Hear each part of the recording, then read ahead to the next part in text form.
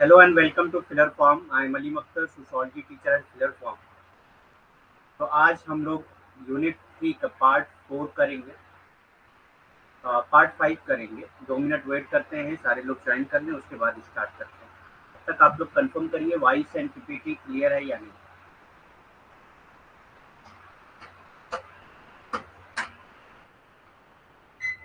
Confirm that voice and PPT clear और not.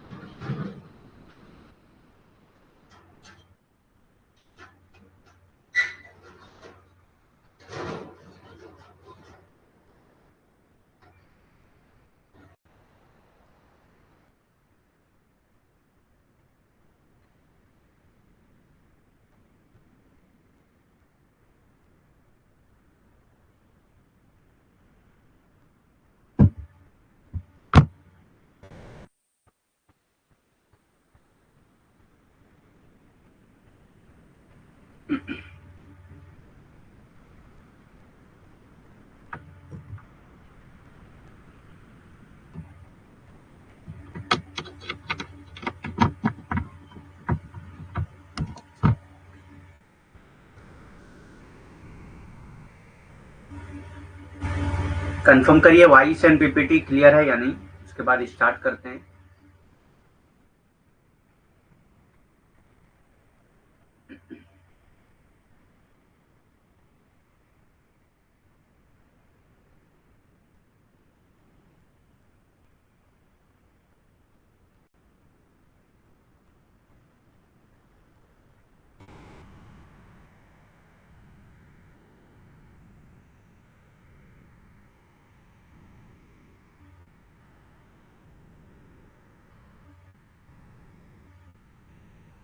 ठीक है, स्टार्ट करते हैं।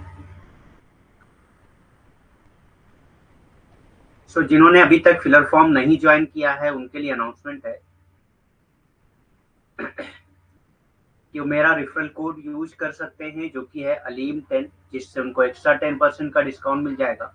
जो भी अभी तक एनटीए नेट जेआरएफ की तैयारी कर रहे हैं और उन्होंने फिलर फॉर्म ज्वाइन नहीं किया है, ज्वाइन कर लें और मेरा रेफरल कोड यूज कर लें, जिससे आपको एक्स्ट्रा 10% डिस्काउंट मिल जाएगा। और ये रेफरल कोड फिलर फॉर्म के ऑल कोर्सेज पे अप्लाई होता है। फिलर फॉर्म के ऑल कोर्सेज पे ये रेफरल कोड अप्लाई होता है। जिन्होंने भी अभी तक ज्वाइन नहीं किया है, ज्वाइन कर सकते हैं। हमारी डेली क्लासेस जो है वो 3 PM पे होती हैं। इन केस अगर 3 PM पे कोई क्लास नहीं होती है तो 8 PM पे होती है।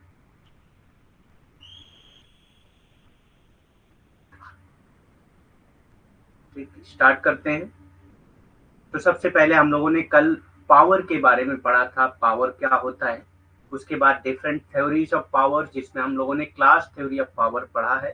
आज हम लोग स्टार्ट करने वाले हैं प्लूरलिस्ट थ्योरी ऑफ पावर, शक्ति का बहुलवादी सिद्धांत क्या होता है। दिस इज वन ऑफ दो सोशोलॉजिकल थ्योरीज। ये जो प्लूरलिस्ट थ्योरी है ये सोशोलॉजिकल थ्योरी की उनमें से एक थ्योरी है जो पावर के लिए है, that rejects both the theories of class and elite, जो क्लास थ्योरी और एलीट थ्योरी दोनों को रिजेक्ट करती है। तो प्लूरलिस्ट थ्योरी जो है वो क्लास थ्योरी ऑफ पावर और एलीट थ्योरी ऑफ पावर दोनों को रिजेक्ट करती है।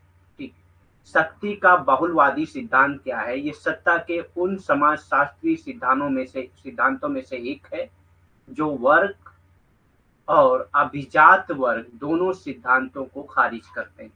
ठीक, तो शक्ति वर्ग सिद्धांत और अभिजात वर्ग सिद्धांत दोनों सिद्धांतों को ये जो बहुलवादी सिद्धांत है शक्ति का, ये खारिज करता है। ठीक, it states that neither does one class or not does any elite use power in each society। ये कहते हैं कि ऐसा नहीं है कि हर जगह पे सिर्फ एक क्लास या हर जगह पे सिर्फ एलीट क्लास ही पावर एंजॉय करते हैं, हर सोसाइटी में ऐसा नहीं है। ये इसको रिजेक्ट करते हैं। ठीक, good evening. But different groups use power, ये कहते हैं अलग अलग ग्रुप जो है वो पावर का इस्तेमाल करते हैं। ठीक, इसीलिए इसको प्लुरलिस्ट थ्योरी कहा जाता है, जिसमें कई लोग पावर का इस्तेमाल करते हैं। इसमें कहा गया है कि प्रत्येक समाज में ना तो कोई एक वर्ग और ना ही कोई एक संप्रांत वर्ग शक्ति का प्रयोग करता है, यानी कि ना ही कोई अभिजात वर्ग और ना ही कोई सिर्फ एक वर्ग शक्ति का प्रयोग करता है, बल्कि शक्ति जो है वो विभिन्न समूहों द्वारा उपयोग की जाती है। शक्ति जो है वो विभिन्न समूहों द्वारा उपयोग की जाती है, इसीलिए इसको बहुलवादी सिद्धांत के नाम से जाना जाता है। Every society has many groups of people and each of them represents some major interest। कि हर सोसाइटी में अलग अलग ग्रुप के लोग होते हैं, अलग अलग अलग ग्रुप होता है लोगों का, and each of them represent some major interest, और हर ग्रुप जो है कुछ मेजर इंटरेस्ट को रिप्रेजेंट करता है। All these group are constantly competing with each other, और जितने भी ग्रुप होते हैं वो एक दूसरे से कंपटीशन करते हैं, हमेशा एक दूसरे से कंटिन्यूसली कंपटीशन में होते हैं to share the power and influence in, यानी कि ताकि वो पावर को शेयर कर पाएं और उसको इन्फ्लुएंस कर पाएं। यानी कि हर सोसाइटी में लोगों का ग्रुप होता है और हर ग्रुप का अलग अलग इंटरेस्ट होता है, और हर ग्रुप आपस में हमेशा एक कंपटीशन में होते हैं ताकि वो पावर शेयर कर पाए और उसको इन्फ्लुएंस कर पाए। ठीक। प्रत्येक समाज में लोगों के कई समूह होते हैं, तो ये जो बहुलवादी सिद्धांत है ये कहता है कि प्रत्येक समाज में लोगों के कई समूह होते हैं और उन प्रत्येक समूह में से कुछ प्रमुख हितों का प्रतिनिधित्व करते हैं। यानी कि जो समूह होते हैं वो कुछ ना कुछ प्रमुख हितों का ही प्रतिनिधित्व करते हैं, और हर समूह शक्ति और प्रभाव को साझा करने के लिए लगातार एक दूसरे के साथ प्रतिस्पर्धा कर रहे हैं। यानी कि हर समूह जो है एक दूसरे के साथ लगातार प्रतिस्पर्धा या संघर्ष में होता है ताकि वो शक्ति और प्रभाव को साझा कर पाए। ठीक, ताकि वो शक्ति और प्रभाव को साझा कर पाए। नेक्स्ट आता है एलीट थ्योरी ऑफ पावर, जिसको प्लुरलिस्ट थ्योरी ने रिजेक्ट किया है। ठीक, एलीट थ्योरी ऑफ पावर क्या है? शक्ति का कुलीन सिद्धांत क्या है?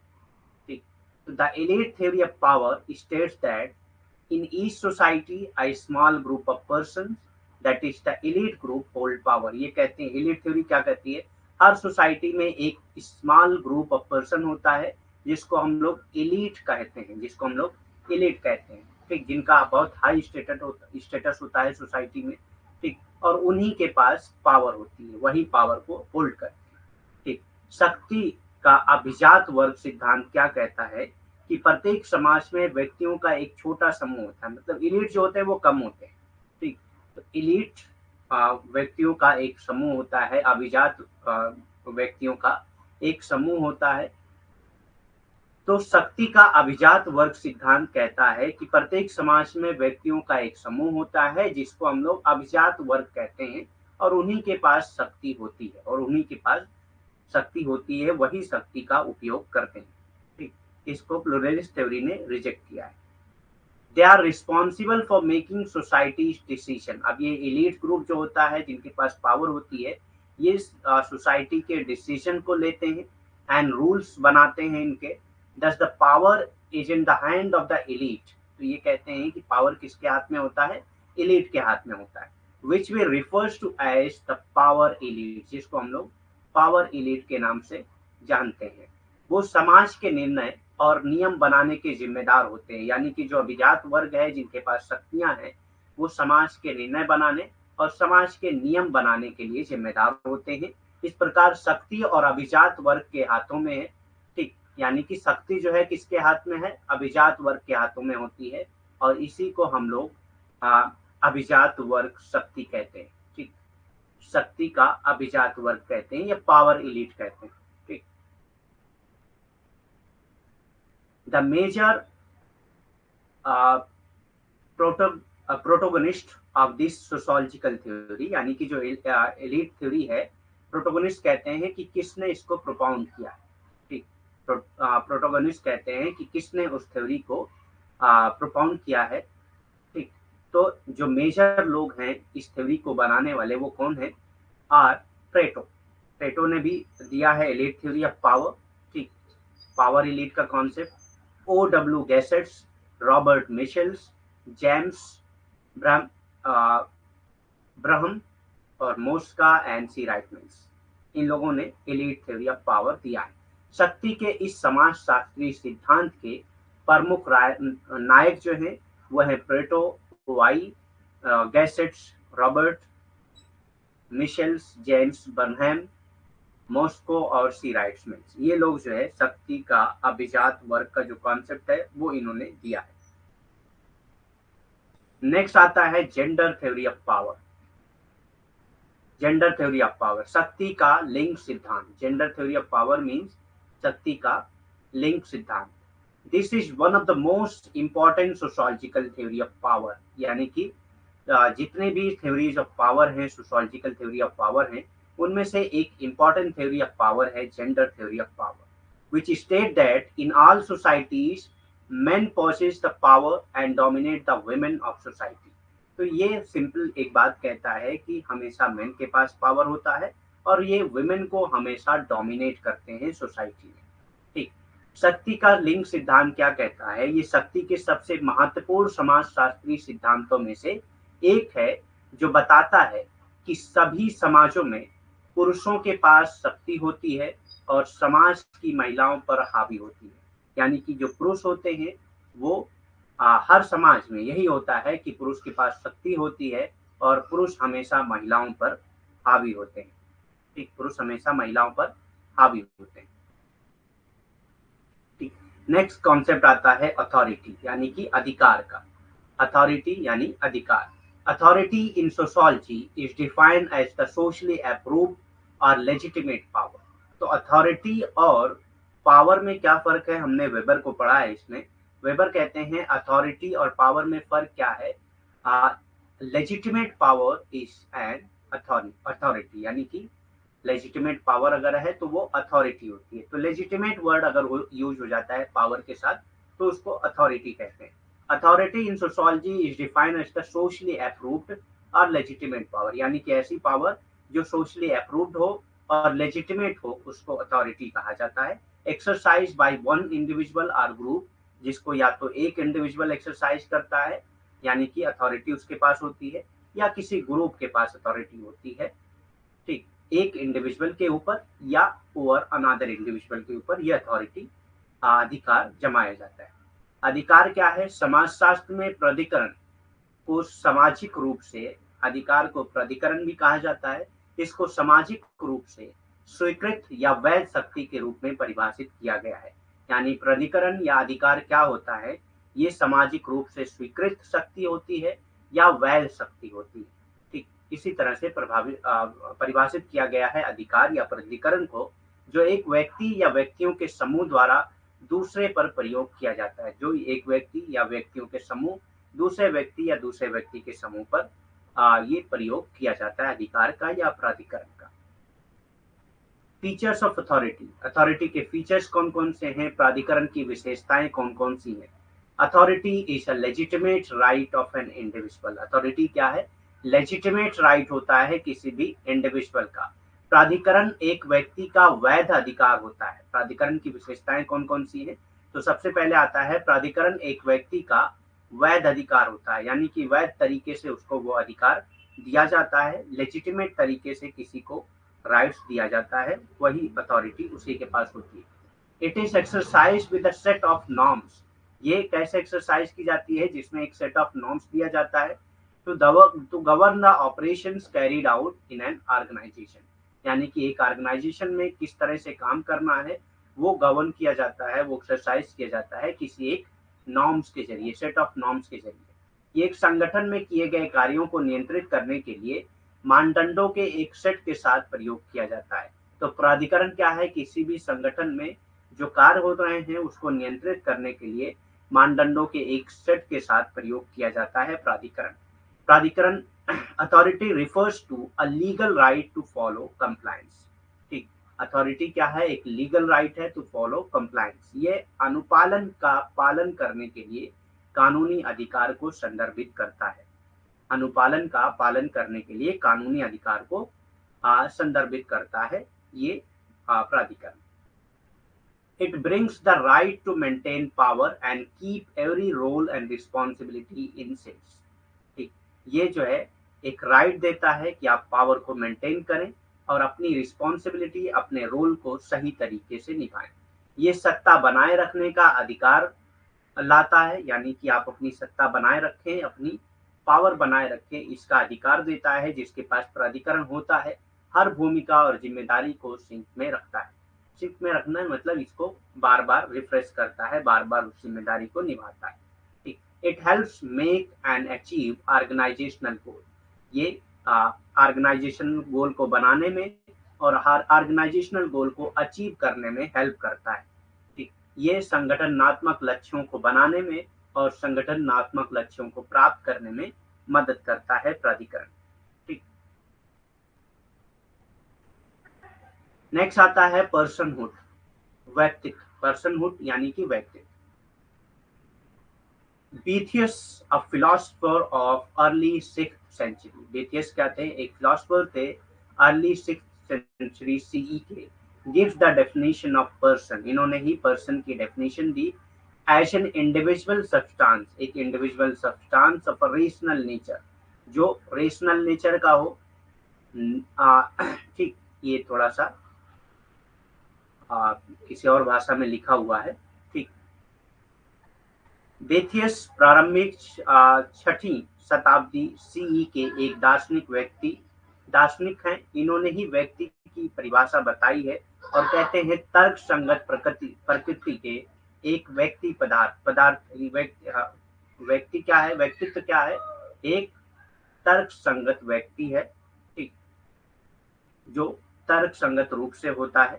ठीक, according to the naturalist epistemological tradition, जो नेचुरलिस्ट एपिस्टेमोलॉजिकल ट्रेडिशन है उसके अकॉर्डिंग अगर देखा जाए कि पर्सनहुड क्या है, उसमें ऑप्शन आता है। आप जब जो पीडीएफ खोलते हैं तो उसके ऊपर ऑप्शन लिखा होता है प्रिंट का, उससे आप डाउनलोड कर सकते हैं मोबाइल में और उसके बाद उसका प्रिंट निकाल सकते हैं। ठीक, from डेस्कार्टेस through Locke and Hume, the term may designate any human or non-human agents। तो डेस्कार्टेस ने भी इसको डिफाइन किया है, लॉकी ने भी डिफाइन किया है, होम ने भी डिफाइन किया है। और ये इस तरह से डिफाइन किया गया है कि एनी ह्यूमन और non human agents who possess continuous consciousness over time, जिनके पास हमेशा कंटिन्यूअस कॉन्शियसनेस में होता है हमेशा over time, and is therefore capable of framing, जो इसी वजह से इस काबिल होता है कि framing representation about the world, जो वर्ल्ड के बारे में एक रिप्रेजेंटेशन को फ्रेम कर सकता हो, formulating plans and acting on them, और प्लान्स को फॉर्मुलेट कर पाता हो और उस पर काम कर पाता हो, उसी को पर्सन कहा जाता है। ठीक, प्रकृतिवादी ज्ञान मीमांसी परंपरा के अनुसार डेस्कार्टस से लॉकी और ह्यूम के माध्यम से जो शब्द है व्यक्तित्व का किसी भी मानव या गैर मानव एजेंट को निर्दिष्ट कर सकता है, जो समय के साथ साथ निरंतर चेतना रखता है।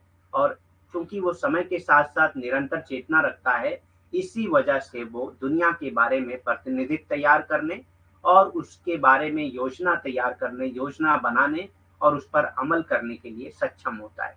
ठीक, according to Charles Taylor, the problem with the naturalist view is that it depends only on a performance criterion to determine what is an agent. ठीक, यानी कि टेलर कहते हैं कि जो नेचुरलिस्ट ने जो डेफिनेशन बताई है पर्सन की, वो चूंकि ये सिर्फ जो है ये डिपेंड कर रहे हैं परफॉर्मेंस पे।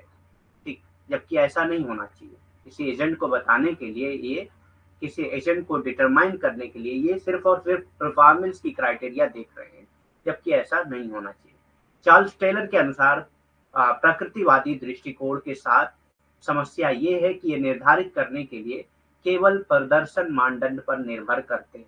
एजेंट कौन है इस बात को निर्धारित करने के लिए, एजेंट क्या है इस बात को निर्धारित करने के लिए ये सिर्फ प्रदर्शन मानदंड पर ही निर्भर होते हैं। प्रकृतिवादी, जो ऐसा नहीं होना चाहिए, ये टेलर कहते हैं। ठीक। 10 अदर थी, तो कहते हैं कि सिर्फ आप जो है परफॉर्मेंस पे निर्भर ना हो, बल्कि क्या चीजें हो सकती हैं, machines or animals that exhibit similarly complex adaptive behavior could not be distinguished from person। अगर ऐसा होगा परफॉर्मेंस के बिना पे अगर देखा जाए, तो मशीन भी परफॉर्मेंस कर रही है, एनिमल भी परफॉर्म कर रहे हैं, तो एनिमल और मशीन को आप ह्यूमन बीइंग से या पर्सन से अलग नहीं कर पाएंगे अगर आप सिर्फ परफॉर्मेंस के बेस पे देखते हैं तो। Instead, Taylor proposes a significance-based view of personhood। इन्होंने एक significance-based view दिया है personhood का। ठीक।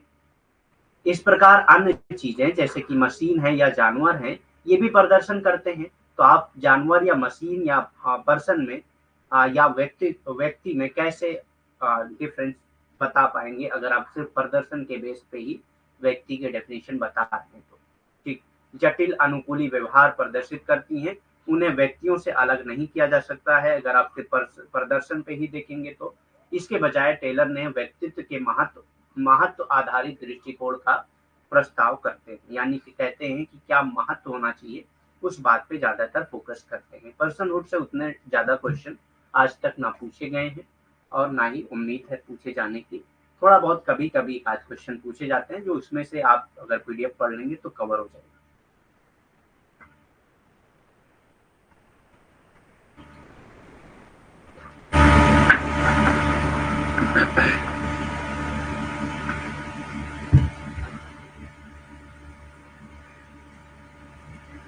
नेक्स्ट कॉन्सेप्ट आता है मैरिज। अब यहां तक हम लोगों ने सोशोलॉजिकल कॉन्सेप्ट कर लिए हैं, अब हम लोग स्टार्ट करने वाले हैं सोशोलॉजिकल इंस्टीट्यूशन। मैरिज क्या है? एक इंस्टीट्यूशन है। ठीक। तो यहाँ से हम लोग सोशोलॉजिकल इंस्टीट्यूशन स्टार्ट करेंगे। हम लोगों ने सोशोलॉजिकल कॉन्सेप्ट पूरा कर लिया है, अब इंस्टीट्यूशन स्टार्ट करेंगे। तो मैरिज क्या है? Marriage is a socially approved sexual union. तो ये क्या है? Socially approved. सोशली अप्रूव्ड का बार बार वर्ड आ रहा है।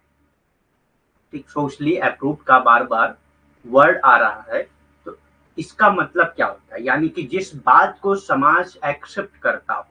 ठीक। जिस बात को समाज एक्सेप्ट करता हो उसी को कहा जाता है सोशली अप्रूव्ड, सामाजिक रूप से स्वीकृत, जो समाज स्वीकृत करता हो, जिस बात को समाज स्वीकृत करता हो।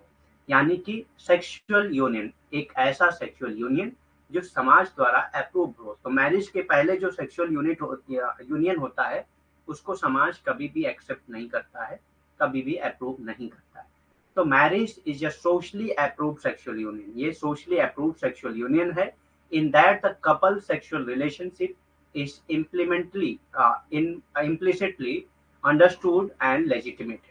तो यहाँ पे जो सेक्सुअल रिलेशनशिप होता है कपल्स के बीच में, उसको आ, मतलब समझा जाता है, स्पष्ट रूप से समझा जाता है और लेजिटिमेटेड होता है, यानी कि लीगल माना जाता है। ये मैरिज के बाद जो सेक्सुअल रिलेशन होता है उसको लीगल मान लिया जाता है। विवाह एक सामाजिक रूप से स्वीकृत यौन मिलन है जिसमें युगल के यौन संबंधों को स्पष्ट रूप से समझा और वैध किया जाता है। यानी कि विवाह एक ऐसी प्रक्रिया है जिसके जरिए जो यौन संबंध है, ठीक, उसको वैध माना जाता है और उसको स्पष्ट रूप से समझा जाता है। ठीक। Societies have had a variety of marriage practices. अलग अलग मैरिज प्रैक्टिसेस आप सोसाइटी में देखेंगे। अलग अलग सोसाइटी में मैरिज अलग अलग तरह से होती है, आप यहीं पे देखिए। अगर रिलीजन के बेस पे देखें, हिंदू रिलीजन में अलग तरह की मैरिजेस होती हैं, मुस्लिम में अलग तरह की मैरिजेस होती हैं, क्रिश्चियन में अलग होती हैं, ज्यूज में अलग होती हैं। ऐसे अलग अलग सोसाइटीज में अलग अलग टाइप्स की मैरिज प्रैक्टिसेस पाई जाती है। As George Peter Murdock noted, George Peter Murdock क्या कहते हैं मैरिज के बारे में? Sexual relation can occur without economic cooperation. ये कहते हैं बगैर इकोनॉमिक कॉपरेशन के भी सेक्सुअल रिलेशन हो सकता है। ठीक। Sexual relation can occur without economic cooperation and there can be a division of labour between men and women. ये कहते हैं डिवीजन ऑफ लेबर भी हो सकता है between men and women without sex. Without sex जो है डिवीजन ऑफ लेबर भी हो सकता है और without economic cooperation sexual relationship भी हो सकता है, but marriage unite the economic and the sexual. और मैरिज जो है, लेकिन मैरिज क्या काम करती है, ये इकोनॉमिक एस्पेक्ट को और सेक्सुअल एस्पेक्ट दोनों को यूनाइट कर देती है, ठीक, यानी कि डिवीजन ऑफ लेबर और सेक्सुअल रिलेशन दोनों को एक साथ जोड़ देती है। तो ये कहते हैं कि सेक्सुअल रिलेशन हो सकता है इकोनॉमिक कोऑपरेशन के बगैर भी, लेकिन डिवीजन ऑफ लेबर भी हो सकता है मेन और वुमेन में, लेकिन इन दोनों को यूनाइट कौन करता है, मैरिज। मैरिज इन दोनों को यूनाइट करती है, ठीक। समाज में विभिन्न प्रकार की विवाह प्रथाएं होती हैं, जैसा कि जॉर्ज पीटर मर्डॉक ने कहा कि बिना आर्थिक सहयोग के यौन संबंध हो सकते हैं और बिना सेक्स के पुरुषों और महिलाओं के बीच श्रम का विभाजन हो सकता है, यानी कि बिना यौन संबंध के पुरुषों और महिलाओं के बीच श्रम का विभाजन भी हो सकता है। लेकिन विवाह आर्थिक और यौन को जोड़ता है, लेकिन विवाह क्या करता है, आर्थिक और यौन संबंध दोनों को एक साथ जोड़ता है, ठीक। Marriage has been defined as a union between man and women such that children born to the women are recognized legitimate offspring of both parents। ठीक, तो मैरिज क्या है, मैरिज को इस तरह से डिफाइन किया जाता है, a union between man and women, man और वुमेन के बीच में एक यूनियन है, such that children born to the women are recognised legitimate offspring of both parent. तो इनसे जो बच्चे पैदा होते हैं वो लेजिटिमेट होते हैं, रिकॉग्नाइज्ड होते हैं। मैरिज से पहले जो बच्चे पैदा होते हैं वो ना ही लेजिटिमेट होते हैं ना ही रिकॉग्नाइज्ड होते हैं, ठीक। विवाह पुरुष और महिला के बीच ऐसे मिलन के रूप में परिभाषित किया गया है विवाह को, कि महिला से पैदा होने वाले बच्चों को माता पिता दोनों की वैध संतान माना जाता है, ठीक। माता पिता दोनों की वैध संतान माना जाता है, जबकि विवाह से पहले जो संतान होती है उसको वैध संतान नहीं माना जाता है, ठीक। अकॉर्डिंग टू मेलिनोस्की ने मैरिज को कैसे डिफाइन किया हम लोग पढ़ चुके हैं, लेकिन उसको फिर से रिपीट करते हैं। Malinowski says that marriage is a contract for the production and maintenance of children. Marriage क्या है, एक कॉन्ट्रैक्ट है for the production and maintenance of children. बहुत बार एग्जाम में मैरिज की ये डेफिनेशन पूछा है कि who said that marriage is a contract between marriage is a contract for the production and maintenance of children. So it is Malinowski who says that marriage is a contract for the production and maintenance of children. Malinowski के अनुसार विवाह बच्चों के उत्पादन और भरण पोषण का अनुबंध है। विवाह एक अनुबंध है, किस लिए, बच्चों के उत्पादन और भरण पोषण के लिए, ठीक। विवाह एक अनुबंध है, किस लिए, बच्चों के उत्पादन और भरण पोषण के लिए। According to Robert H Lowie किस तरह से डिफाइन करते हैं मैरिज को। रॉबर्ट एच लॉवी के अनुसार marriage is a relatively permanent bond between permissible mates, ठीक। मैरिज क्या है, एक रिलेटिवली परमानेंट बॉन्ड है बिटवीन परमिसिबल मेट यानी कि जिनके बीच में परमिशन हो, ठीक। जैसे कि मेन एंड वुमेन के बीच में परमिशन होती है एक सेक्सुअल रिलेशनशिप रखने के लिए, तो marriage is a relatively permanent bond, एक परमानेंट बॉन्ड है बिटवीन परमिसिबल मेट्स, ठीक। तो रॉबर्ट एच लवी के अनुसार शादी स्वीकार साथियों के बीच एक अपेक्षाकृत अस्थायी बंधन है, एक अपेक्षाकृत अस्थायी बंधन है, ठीक। Type and forms of marriage, types and forms of marriage क्या क्या है, विवाह के प्रकार या रूप क्या है। In some societies marriage is a religious sacrament where in other it is a social contract. कुछ सोसाइटी में मैरिज क्या है, एक रिलीजियस सैक्रामेंट है, जैसे कि हिंदू सोसाइटी में। यहाँ पे मैं बता दूं, हिंदू सोसाइटी में मैरिज एक रिलीजियस सैक्रामेंट है, ठीक। हिंदू सोसाइटी में मैरिज एक रिलीजियस सैक्रामेंट है, जबकि मुस्लिम सोसाइटी में मैरिज एक सोशल कॉन्ट्रैक्ट है।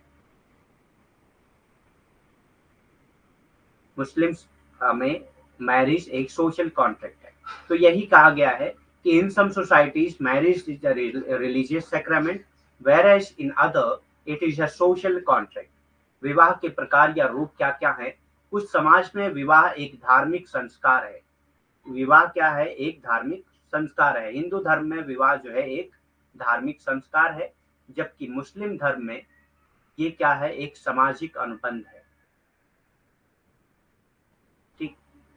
जबकि अन्य में ये एक सामाजिक अनुबंध है। ऐसा नहीं है कि सिर्फ मुस्लिम और हिंदू में ऐसा हो रहा है, और भी समाज में बहुत सारे रिलीजन है जिनमें किसी में ये धार्मिक संस्कार है और किसी में सामाजिक अनुबंध है। लेकिन मैं ये दो रिलीजन का इसलिए बता रहा हूँ कि इन्हीं दो से ज्यादातर क्वेश्चन पूछे जाते हैं कि कौन से रिलीजन में मैरिज जो है एक रिलीजियस सेक्रेमेंट है। तो आपको पता होना चाहिए कि हिंदू रिलीजन में मैरिज एक रिलीजियस सेक्रेमेंट है, जबकि मुस्लिम में मैरिज एक सोशल कॉन्ट्रैक्ट है। ठीक, हिंदू धर्म में विवाह एक धार्मिक संस्कार है, जबकि मुस्लिम धर्म में विवाह एक सामाजिक अनुबंध है। ठीक, however, there are several types of marriage that are classified on a different basis. बहुत से टाइप के मैरिज हैं जिसको अलग अलग बेसिस पे क्लासिफाई किया जा सकता है। हालांकि कई प्रकार के विवाह हैं जिन्हें एक अलग आधार पर वर्गीकृत किया गया है, यानी कि किसी भी आधार के बिना में उनको वर्गीकृत किया जा सकता है। आधार और उसके टाइप्स हम लोग अलग अलग देखेंगे। तो पहला है, this can be classified into three types. तो marriage can be classified into three types. इन्हें तीन प्रकार में वर्गीकृत किया जा सकता है।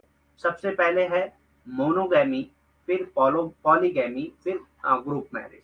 तो इसका आधार क्या है, इसका बेस क्या है? Number of mates. Number of mates इसका जो है बेस है, कितने नंबर ऑफ मेट्स है। ठीक, यानी कि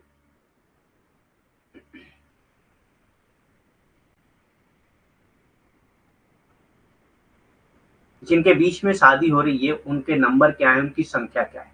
ठीक, इस आधार पे इनको मोनोगैमी, पॉलीगैमी और ग्रुप मैरिज में बांटा जा सकता है। मोनोगैमी बहुविवाह और सामूहिक विवाह में बांटा जा सकता है। ठीक, अलग अलग देखेंगे क्या क्या है। तो सबसे पहले देखेंगे मोनोगैमी क्या होती है, एक विवाह क्या होता है। Monogamy is an ideal, wide spread and rational type of marriage. Monogamy क्या है, एक ideal, wide spread and rational type of marriage है। यानी कि ये आइडियल टाइप ऑफ मैरिज है जो बहुत ज्यादा फैली हुई है, यानी कि बहुत ज्यादा लोग मोनोगैमी को ही फॉलो करते हैं। वही बता रहे हैं, बहुत ज्यादा लोग मोनोगैमी को ही फॉलो करते हैं। एंड ये एक रेशनल टाइप ऑफ मैरिज है, मतलब एक जस्टिफाइड टाइप ऑफ मैरिज है। ठीक, it is found in all civilised societies. ये तकरीबन सभी सिविलाइज्ड सोसाइटी में पाई जाती है। मोनोगैमी यानी कि एक विवाह एक आदर्श व्यापक है और तर्क संगत प्रकार का विवाह है। ये सभी समाजों में पाया जाता है। मैं यहाँ पे अलग अलग बता दूं। मोनो मतलब होता है एक, मोनो मतलब होता है वन। ठीक, यहाँ पे जैसे एक विवाह बताया गया है, यानी कि जब जो है मेन एंड वुमेन दोनों एक हो, यानी कि मैन और वुमेन जो है वो दोनों एक हो, एक एक पुरुष हो और एक पुरुष हो और एक स्त्री हो, इन्हीं दोनों के बीच में अगर मैरिज हो रही है तो इसको एक विवाह कहा जाता है, मोनोगैमी कहा जाता है। ठीक, सबसे ज्यादा टाइप्स की मैरिज, सबसे ज्यादा जो मैरिज है वो यही पाई जाती है। ठीक, अलग अलग देख रहे हैं हम लोग, पहले मोनोगैमी देखेंगे, फिर पॉलीगैमी देखेंगे, फिर ग्रुप मैरिज देखेंगे। Monogamy refers to a marriage in which one man marriage one women. ठीक, यानी कि मोनोगैमी क्या है, जिसमें one man marriage one women, यानी कि एक आदमी एक औरत से ही शादी करता है। Monogamy is of two types. Monogamy भी दो टाइप्स की होती हैं, एक है सीरियल मोनोगैमी और एक है नॉन सीरियल मोनोगैमी। ठीक, एक है सीरियल मोनोगैमी और एक है नॉन सीरियल मोनोगैमी। ठीक, मोनोगैमी एक विवाह को संदर्भित करता है जिसमें एक पुरुष एक महिला से विवाह करता है। मोनोगैमी दो प्रकार की होती हैं, जैसे सीरियल मोनोगैमी और नॉन सीरियल मोनोगैमी। ठीक, मोनोगैमी दो प्रकार के होती है, यानी कि एक विवाह जो है एक ऐसा विवाह है जिसमें एक पुरुष सिर्फ एक महिला से शादी करता है, और ये सीरियल एक विवाह भी हो सकता है और नॉन सीरियल भी एक विवाह भी हो सकता है। ठीक, अब सीरियल मोनोगैमी और नॉन सीरियल मोनोगैमी क्या होती है। ठीक, सीरियल मोनोगैमी पहले देखेंगे, धारावाहिक एक विवाह। ठीक, धारावाहिक विवाह और गैर धारावाहिक एक विवाह, दोनों में फर्क क्या है देखते हैं। In serial monogamous marriage the possibility of remarriage exist in case of divorce और डेथ। यानी कि एक टाइम पे एक ही औरत तो है, एक आदमी की मान लेते हैं एक टाइम पे एक ही वाइफ है।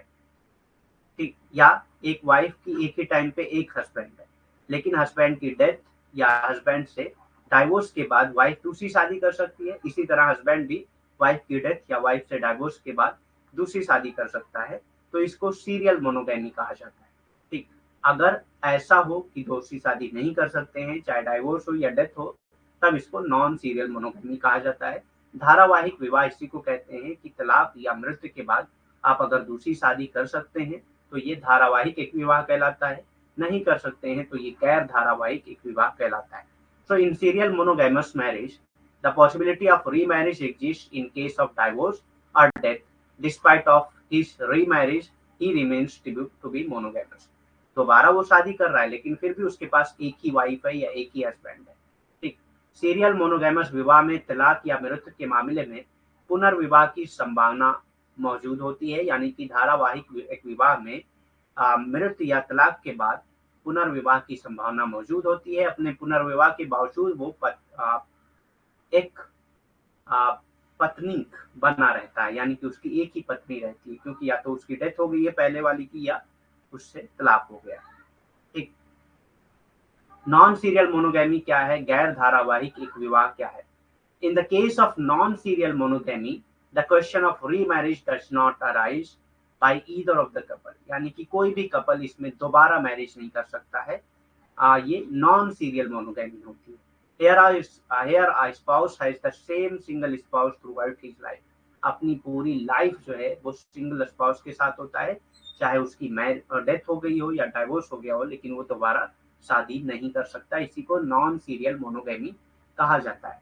गैर धारावाहिक एक विवाह क्या है?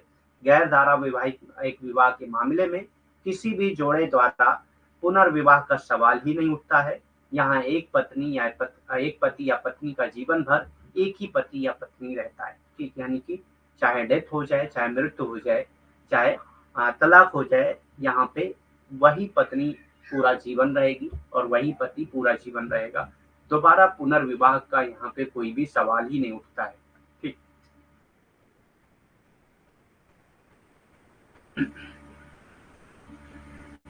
नेक्स्ट आता है पॉलीगैमी यानी कि बहुविवाह। पॉलीगैमी यानी कि बहुविवाह। Polygamy is a type of marriage in which there is a plurality of partners. ठीक, ये कैसा टाइप ऑफ मैरिज है जिसमें प्लुरलिटी ऑफ पार्टनर्स होती है, यानी कि पार्टनर्स कई होते हैं। पॉली मीन्स होता है मेनी,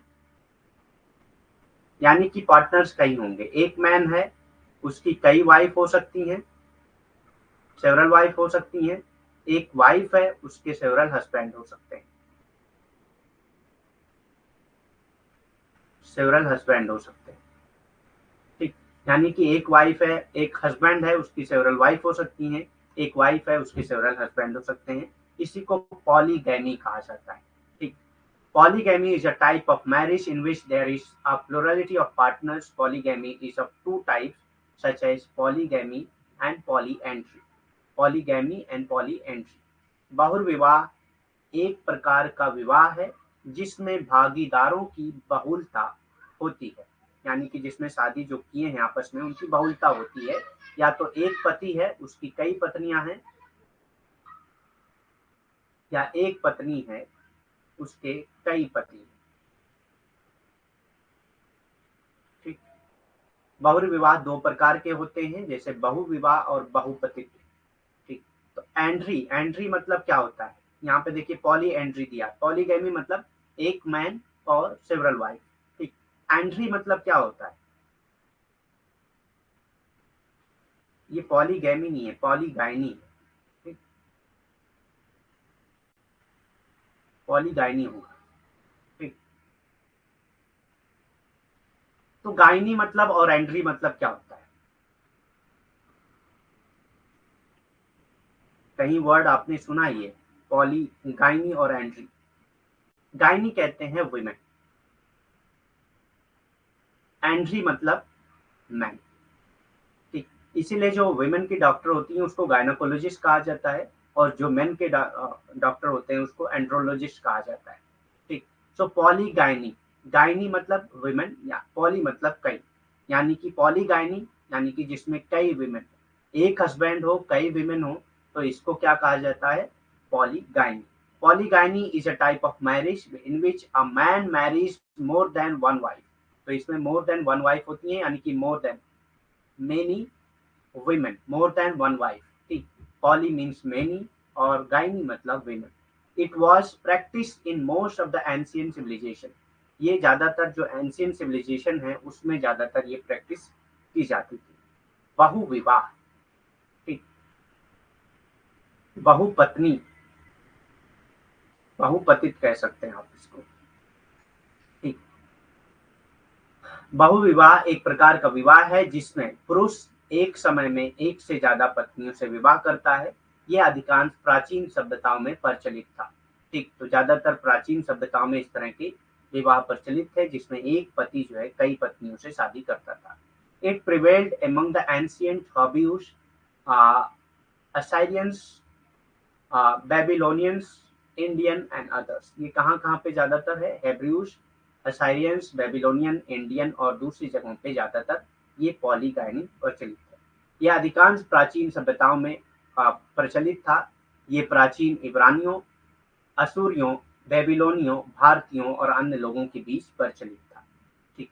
पॉलीगाइनी और पॉलीएंड्री जो है, अब इसमें दो तरह की पॉलीगाइनी होती है, एक सोरोरल पॉलीगाइनी और एक नॉन सोरोरल पॉलीगाइनी, ठीक। एक सोरोरल और एक नॉन सोरोरल। अब सोरोरल मतलब क्या होता है? सोरोरल मतलब कि अगर एक हस्बैंड है, एक हस्बैंड है, वो कई वाइफ से शादी तो कर रहा है लेकिन जो वाइफ हैं वो सारी आपस में सिस्टर है। तो एस से सोरोलर और एस से सिस्टर, ठीक। सारी आपस में सिस्टर हूँ, तो यानी कि हस्बैंड की जितनी वाइफ हैं सब आपस में सिस्टर हैं, तो उसको सोरोरल कहा जाएगा। सिस्टर नहीं है तो उसको नॉन सोरोरल कहा जाएगा। Sororal polygyny is often called a surrogate. इसको सरोगेट भी कहा जाता है, ठीक। सोरोरल को सरोगेट भी कहा जाता है। It refers to a marriage practice in which a man marries the sister of his wife at a time और after death of his wife, ठीक। या तो एक साथ जो है वो अपने वाइफ की सारी सिस्टर से शादी करता है या वाइफ की डेथ के बाद उनकी उसकी सिस्टर से शादी करता है, तो इसको सोरोरल पॉलीगाइनी कहा जाता है, ठीक। सोरोरल पॉलीगाइनी क्या है? सोरोरल पॉलीगाइनी को अक्सर सरोगेट भी कहा जाता है। एक विवाह प्रथा को संदर्भित करता है जिसमें एक व्यक्ति अपनी पत्नी की बहनों से एक समय में या अपनी पत्नी की मृत्यु के बाद शादी करता है, ठीक। तो पत्नी की बहन से या तो उसी समय में जिस समय वो पत्नी है या पत्नी की मृत्यु के बाद शादी करता है, तो इसको सोरोरल पॉलीगाइनी कहा जाता है, ठीक। नॉन सोरोरल पॉलीगाइनी क्या है? It is just opposite of sororal polygyny. ये सोरोरल पॉलीगाइनी के अपोजिट है जिसमें एक मैन जो है वो सेवरल वुमेन से शादी तो करता है एट अ टाइम, वो आर नॉट नेसेसरली सिस्टर, जो आपस में जो है सिस्टर नहीं होती हैं to each other. It is known as non sororal polygyny, यानी कि अगर सिस्टर है तो सोरोरल, नहीं है सिस्टर तो नॉन सोरोरल, ठीक। गैर सोरोरल पॉलीगाइनी क्या है? ये सोरोरल पॉलीगाइनी के ठीक विपरीत है। जब एक पुरुष एक समय में कई महिलाओं से शादी करता है तो जरूरी नहीं है कि वो एक दूसरे की बहनें हों, इससे नॉन सोरोरल पॉलीगाइनी भी कहा जाता है, ठीक। हाँ, एक मिनट में बता दे रहा हूँ, देखना पड़ेगा मुझको सोरोरल क्या कहते हैं हिंदी में।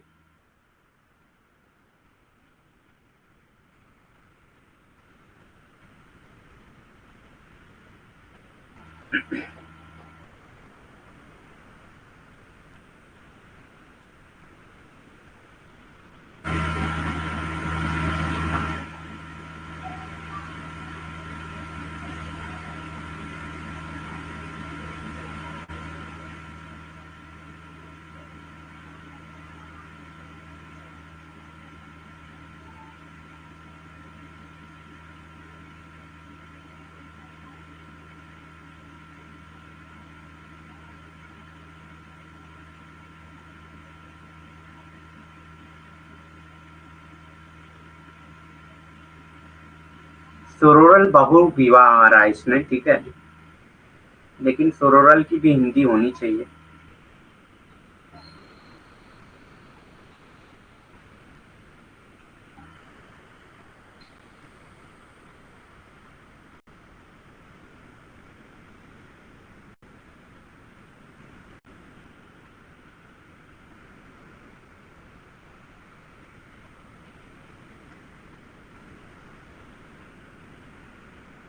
सोरल बहुविवाह आता है इसमें, ठीक है। सोरल क्या है, जब एक सोरल सेम रहेगा, बाकी बहुविवाह हो जाएगा, ठीक। उसके बाद आता है पॉली एंड्री। तो मैंने बताया पॉली मतलब होता है कई, एंड्री मतलब होता है पुरुष, यानी कि एक वुमेन है, एक वुमेन है और उसके कई पति हैं, कई हस्बैंड हैं, तो इसको पॉली एंड्री कहा जाता है। Polyandry is a very rare type of marriage, ये बहुत रेयर टाइप ऑफ मैरिज है। प्रेजेंट डे में ये नहीं पाई जाती है, ठीक, मतलब बहुत कम पाई जाती है। बहुपतित क्या है, बहुपति विवाह आज के समय में एक बहुत ही दुर्लभ प्रकार का विवाह है, ठीक, यानी कि ऐसा विवाह नहीं पाया जाता है, ठीक। In the word of K M Kapadia, polyandry is a form of union in which a woman has more than one husband, जिसमें एक वुमन जो है वो एक से ज्यादा हस्बैंड रखती हो, उसी को पॉली एंड्री कहा जाता है। ये के एम कपाड़िया के डेफिनेशन है, ठीक। At a time or in which brother share a wife और वाइफ इन कॉमन, ठीक, या तो जो है ब्रदर आपस में शेयर करते हैं वाइफ या वाइफ्स को, ठीक, इन कॉमन, तो इसको भी पॉली एंड्री कहा जा सकता है। के एन कपाड़िया के शब्दों में बहुपतित्व संघ का एक रूप है जिसमें एक महिला के से एक समय में एक से अधिक पति होते हैं, महिला के जो है एक समय में एक से अधिक पति होते हैं, या जिसमें भाई एक पत्नी या पत्नियों को साझा करते हैं, ठीक, तो भी इसको क्या कहेंगे, बहुपतित्व विवाह कहा जाता है, ठीक। Polyandry is divided into two types. अब पॉलीएंड्री भी दो टाइप्स में डिवाइड होती है, एक है फ्रेटर्नल पॉलीएंड्री और एक है नॉन फ्रेटर्नल पॉलीएंड्री, ठीक। आप फ्रेटर्नल मतलब जानते ही हैं, फ्रेटर्नल मतलब अगर ये आपस में भाई होंगे, ऐसी पॉलीएंड्री जिसके वाइफ के जितने भी हस्बैंड हैं वो आपस में भाई हैं, तो ये फ्रेटर्नल हो जाएगा। और आपस में भाई नहीं है तो ये फ्रेटर्नल नॉन फ्रेटर्नल होगा। यानी कि भातृ बहुपतित्व क्या होता है, जब जितने भी पति हैं वो सब आपस में भाई होंगे तो भ्रातृ बहुपतित कहेंगे, और गैर भ्रातृ बहुपतित कब कहेंगे, जब आपस में भाई ना हो, ठीक। तो when several brothers share a common wife it is called fraternal और एडल्फिक पॉलीएंड्री। तो इसको फ्रेटर्नल को दूसरा नाम क्या है, एडल्फिक पॉलीएंड्री भी कहा जाता है। तो कंफ्यूज मत होइएगा, अगर फ्रेटर्नल की जगह पे एडल्फिक आता है तो इसका मतलब भी होता है कि एक वाइफ के कई पति हैं और वो सारे पति आपस में भाई हैं, ठीक। जब कई भाई एक ही पत्नी को साझा करते हैं तो इसे भ्रातु या एडल्फिक बहुपतित्व कहा जाता है, ठीक। Draupadi's marriage to Pandavas is a fine example of fraternal polyandry. Draupadi की जो शादी हुई थी पंडवास की, पंडवास आपस में भाई थे, तो ये सबसे बड़ा एग्जाम्पल है फ्रेटर्नल पॉलीएंड्री का। It is prevalent among the Todas, ये ज्यादातर टोडास कम्युनिटी में ज्यादातर ये प्रिविलेंट है। द्रौपदी का पांडवों के से विवाह जो है भ्रातु बहुपतित का एक अच्छा उदाहरण है, क्योंकि द्रौपदी के कई पति थे और सारे पति जो है पांडवा थे जो आपस में भाई थे, ये एक अच्छा उदाहरण है।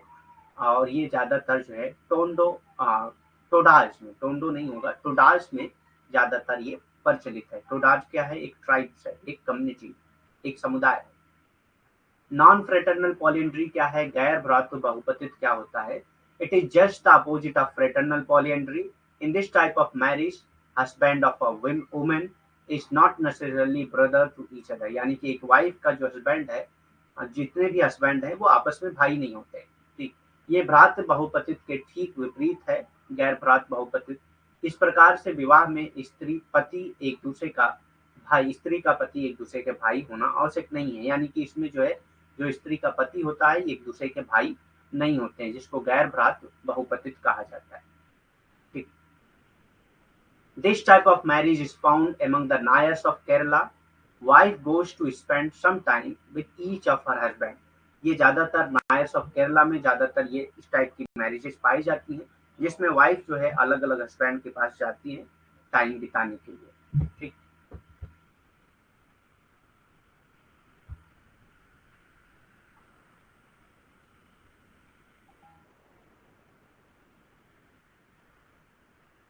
किसको रिपीट करना है, बहुपत्नी बहुत पत्नी वाले को। देखिए बहुपत्नी का जो विवाह होता है यानी कि पॉली एंड्री होता है, ठीक। बहुपत्नी का जो है पॉलीगाइनी होता है, ठीक, जिसमें अब भी होता है, नायर्स ऑफ केरला में अब भी होता है ऐसा, ठीक। तो समझ में आ गया सब, पॉलीएंड्री, पॉलीगाइनी, ये सब समझ में आ गया। सोरोरल पॉलीएंड्री, नॉन सोरोरल, सोरोरल बहुविवाह और नॉन सोरल बहुविवाह, ठीक। पॉलीएंड्री यानी कि बहुपतित, ठीक। और भ्रात, गैर भ्रात बहुपतित यानी कि fraternal polyandry, non fraternal polyandry, ये सारी चीजें समझ में आ गया। सोरोरल को करना है फिर से रिपीट, ठीक है। सोरोरल कहते हैं कि अगर सोरोरल पॉलीगाइनी होता है, ठीक, सोरोरल पॉलीगाइनी होता है, पॉलीगाइनी, ठीक, गाइनी मीन्स होता है वुमेन, ठीक। तो एक हस्बैंड है, उसकी जो वाइफ्स हैं, यानी कि एक से ज्यादा वाइफ होंगी तभी पॉलीगाइनी कहा जाएगा, ठीक। उसकी जो वाइफ्स हैं, यानी कि जितनी भी वाइफ्स हैं, वाइफ्स इस तरह से लिखा जाएगा, ठीक, जितनी भी वाइफ्स हैं उसकी, वो सारी अगर आपस में बहनें हैं तो सोरोरल हो जाएंगी, आपस में बहनें नहीं है तो वो नॉन सोरोरल हो जाएगी, बस इतना याद रखिए, ठीक। अब एक आता है sororate marriage, sororate marriage, sororate marriage और सोरोरल मैरिज दोनों एक जैसी ही, ठीक। Sororate marriage is a type of marriage in which a husband engages in the marriage or sexual relation with the sister of his wife. तो मैंने पढ़ाया है सोरोरल और सोरोरेट एक ही चीज है, ठीक। सोरोरल और सोरोरेट एक ही चीज है, ठीक। Sororate marriage is a type of marriage in which a husband engages in marriage or sexual relation with the sister of his wife, यानी कि उसकी वाइफ की जितनी सिस्टर हैं सबके साथ वो शादी करता है या सेक्सुअल रिलेशनशिप रखता है, तो उसको सोरोरेट मैरिज कहा जाता है। Usually after the death of his wife और if his wife has proven infertile. तो सोरोरेट मैरिज कब होता है? जब वाइफ की डेथ हो जाती है या वाइफ जो है, वाइफ प्रूफ हो जाता है कि वाइफ जो है वो इनफर्टाइल है, यानी कि उसके बच्चे नहीं होंगे, तब जो है वो वाइफ की सिस्टर से शादी करता है, इसको सोरोरेट मैरिज कहा जाता है, ठीक। और इसी का उल्टा है लेविरेट। लेविरेट में हस्बैंड आपस में भाई होते हैं, ठीक। सोरोरेट विवाह क्या होता है? सोरोरेट विवाह एक प्रकार का विवाह है जिसमें एक पति अपनी पत्नी की बहन के साथ विवाह या यौन संबंध में संलग्न होता है, आमतौर पर अपनी पत्नी की मृत्यु के बाद या उसकी पत्नी बांझ साबित होने के बाद। बांझ कहते हैं जिसके बच्चे ना हो, ठीक। तो अगर पत्नी का साबित हो जाए कि वो बांझ है, यानी कि उसके बच्चे नहीं होंगे, तो भी वो उसकी बहन से शादी करता है, या पत्नी की मृत्यु के बाद उसकी बहन से शादी करता है, तो इसको सोरोरेट विवाह कहा जाता है, ठीक। और उसके बाद आता है लेविरेट। लेविरेट कहते हैं जिसमें, तो यहाँ पे सोरोरेट एस से याद रखिएगा, सिस्टर्स होती हैं। लेविरेट, ठीक, यानी कि ये मेल से रिलेटेड, ठीक। लेविरेट मैरिज यानी कि लेविरेट विवाह। Levirate marriage is a type of marriage in which the brother of a deceased man is obliged to marry his brother's widow, यानी कि अगर ब्रदर की डेथ हो जाती है तो ब्रदर का जो भाई है वो बाउंड होता है अपनी भाई की बीवी से शादी करने के लिए। तो जो वाइफ है वो हस्बैंड के भाई से शादी कर रही है, इसीलिए इसको लेविरेट मैरिज कहा जाता है, ठीक। एक टाइम पे नहीं हो रहा, डेथ के बाद हो रहा है, ठीक है। लेविरेट विवाह अगर एक टाइम पे होगा तो फ्रेटर्नल हो जाएगा, ठीक।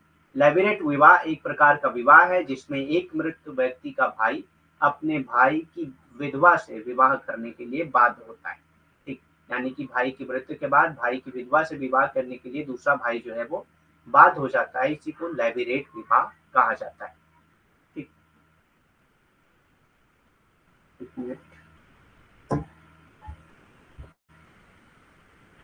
दिख रहा है आप लोग को? देवर से या जेठ से कुछ भी हो सकता है।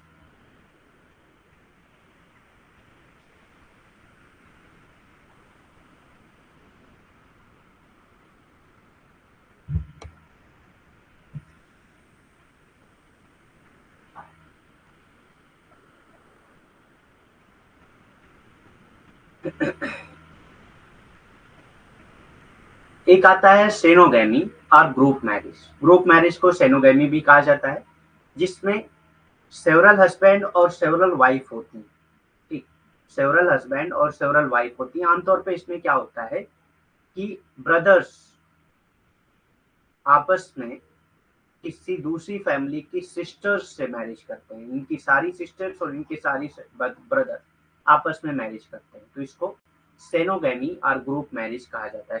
सेनोगैमी या सामूहिक विवाह।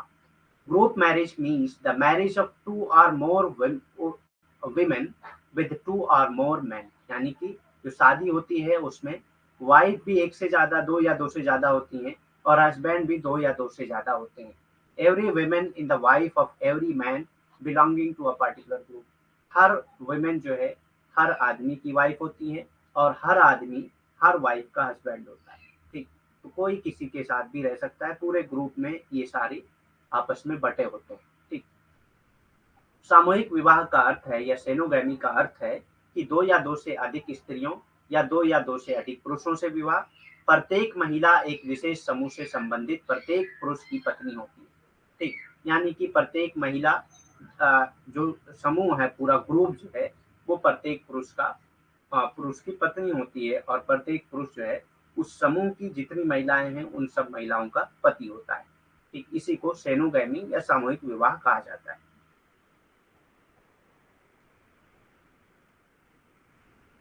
Sociologists like Dr. Rivers call it a kind of sexual communism। ठीक, डॉक्टर रिवर ने सेनोगैमी को या ग्रुप मैरिज को सेक्सुअल कम्युनिज्म कहा है। तो ये याद रखिएगा, क्योंकि एग्जाम में पूछा जा सकता है कि सेनोगैमी या ग्रुप मैरिज को किसने सेक्सुअल कम्युनिज्म कहा है, तो डॉक्टर रिवर्स ने कहा है। डॉक्टर रिवर जैसे समाजशास्त्री इसे एक प्रकार का यौन साम्यवाद कहते हैं। ठीक, ये समाजशास्त्री थे डॉक्टर रिवर, ये कहते हैं कि ये एक प्रकार का यौन साम्यवाद है। ठीक,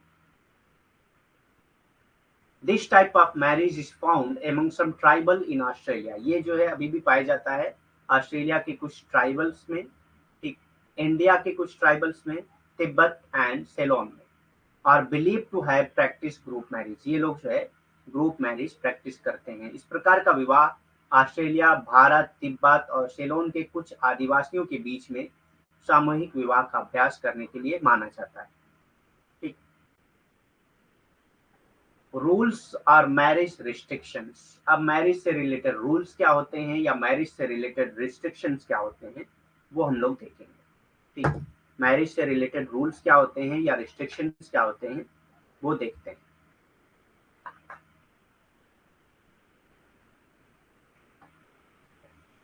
पहले आप लोग बताइए, 1 आवर की क्लास किया जाए या उससे ज्यादा किया जाए?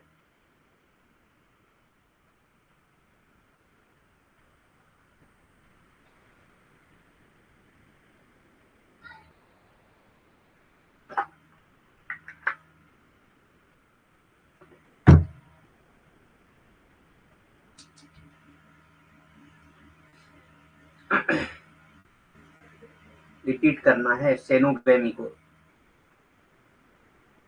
1 आवर करते हैं या 2 आवर करना है, ये बताइए। ठीक है, ज्यादा की करना है मतलब 2 आवर की करना है।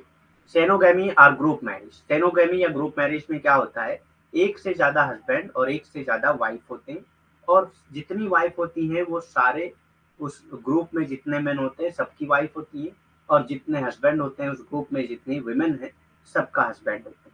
ठीक, तो सामूहिक विवाह का अर्थ है दो या दो से अधिक स्त्रियों का दो या दो से अधिक पुरुषों से विवाह।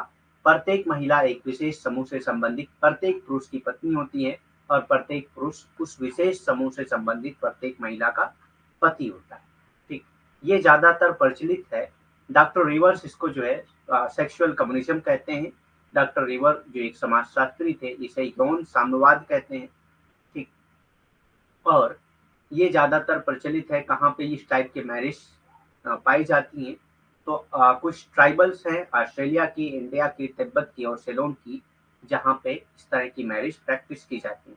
इस प्रकार का विवाह ऑस्ट्रेलिया, भारत, तिब्बत और सिलोन में कुछ आदिवासियों के बीच सामूहिक विवाह का अभ्यास करने के लिए जाना जाता है।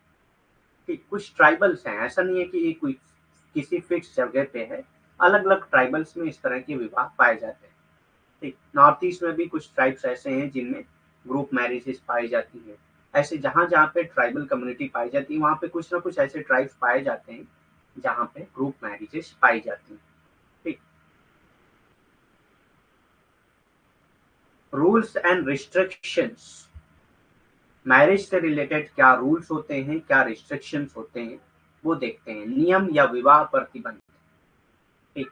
विवाह से रिलेटेड कौन कौन से नियम हैं या विवाह से रिलेटेड क्या क्या प्रतिबंध हैं, ये सारी चीजें देखेंगे हम लोग।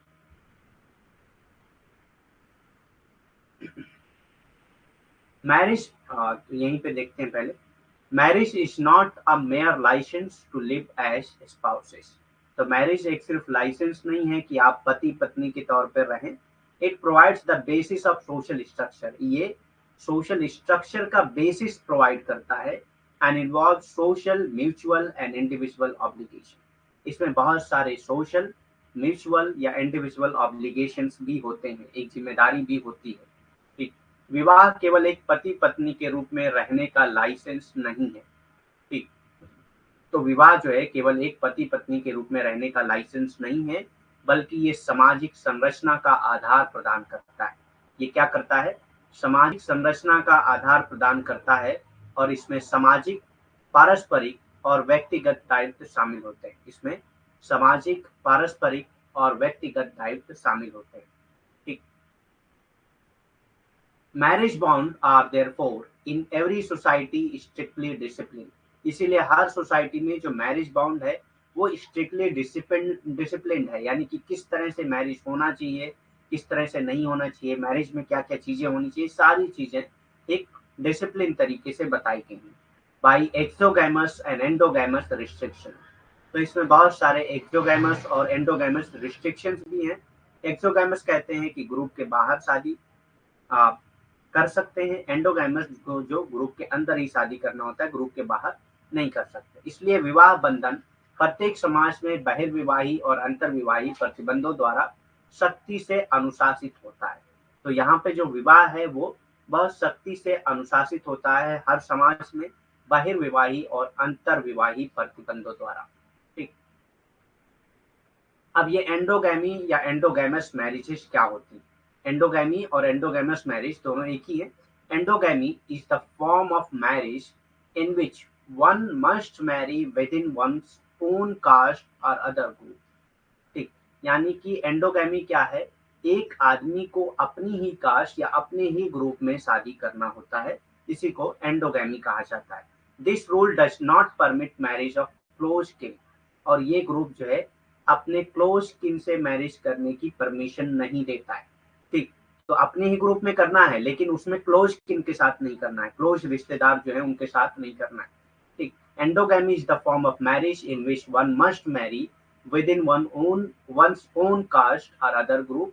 This rule does not permit marriage of close kin. ठीक। यानी कि क्लोज किन के साथ मैरिज की परमिशन ये जो है टाइप्स नहीं देता, ये रूल नहीं देता है। ठीक। एंडोगैमी या एंडोगैमस मैरिज, अंतर विवाह इसको कहते हैं। ठीक है, अंतर विवाह।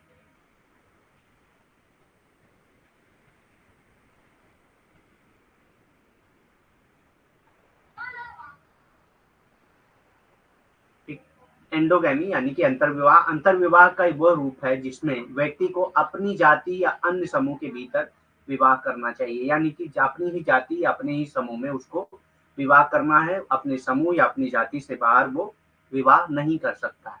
ये नियम करीबी रिश्तेदारों के विवाह की अनुमति नहीं देता, यानी कि अपने ही ग्रुप में अपनी ही जाति से तो करना है, लेकिन आपके अपने जो करीबी हैं उनके साथ नहीं करना है। ठीक, इसी को अंतर्विवाह कहा जाता है। ट्राइबल और डिविजनल एंडोगैमी। ठीक। तो सब एंडोगैमी के भी बहुत सारे प्रकार हैं। ठीक। तो सबसे पहले हम देखेंगे ट्राइबल या डिविजनल एंडोगैमी क्या होती है। जनजातीय या संभागीय अंतर्विवाह। ठीक। This is the endogamy in which no individual can marry outside his own tribal. यानी कि ट्राइबल एंडोगैमी यानी कि अपने ही ट्राइब या अपने ही डिवीजन में शादी करना है, अपने ट्राइब्स के बाहर या अपने डिवीजन के बाहर शादी नहीं कर सकते। लाइक कास्ट और tribe is also an endogamous unit. Caste और ट्राइब जो है ये भी एक एंडोगैमस यूनिट है, क्योंकि आप कास्ट के बाहर भी शादी नहीं कर सकते, ट्राइब्स के बाहर भी शादी नहीं कर सकते। ठीक। तो यही ट्राइबल और डिविजनल एंडोगैमी कहलाता है। जनजातीय या संभागीय अंतर्विवाह क्या होता है?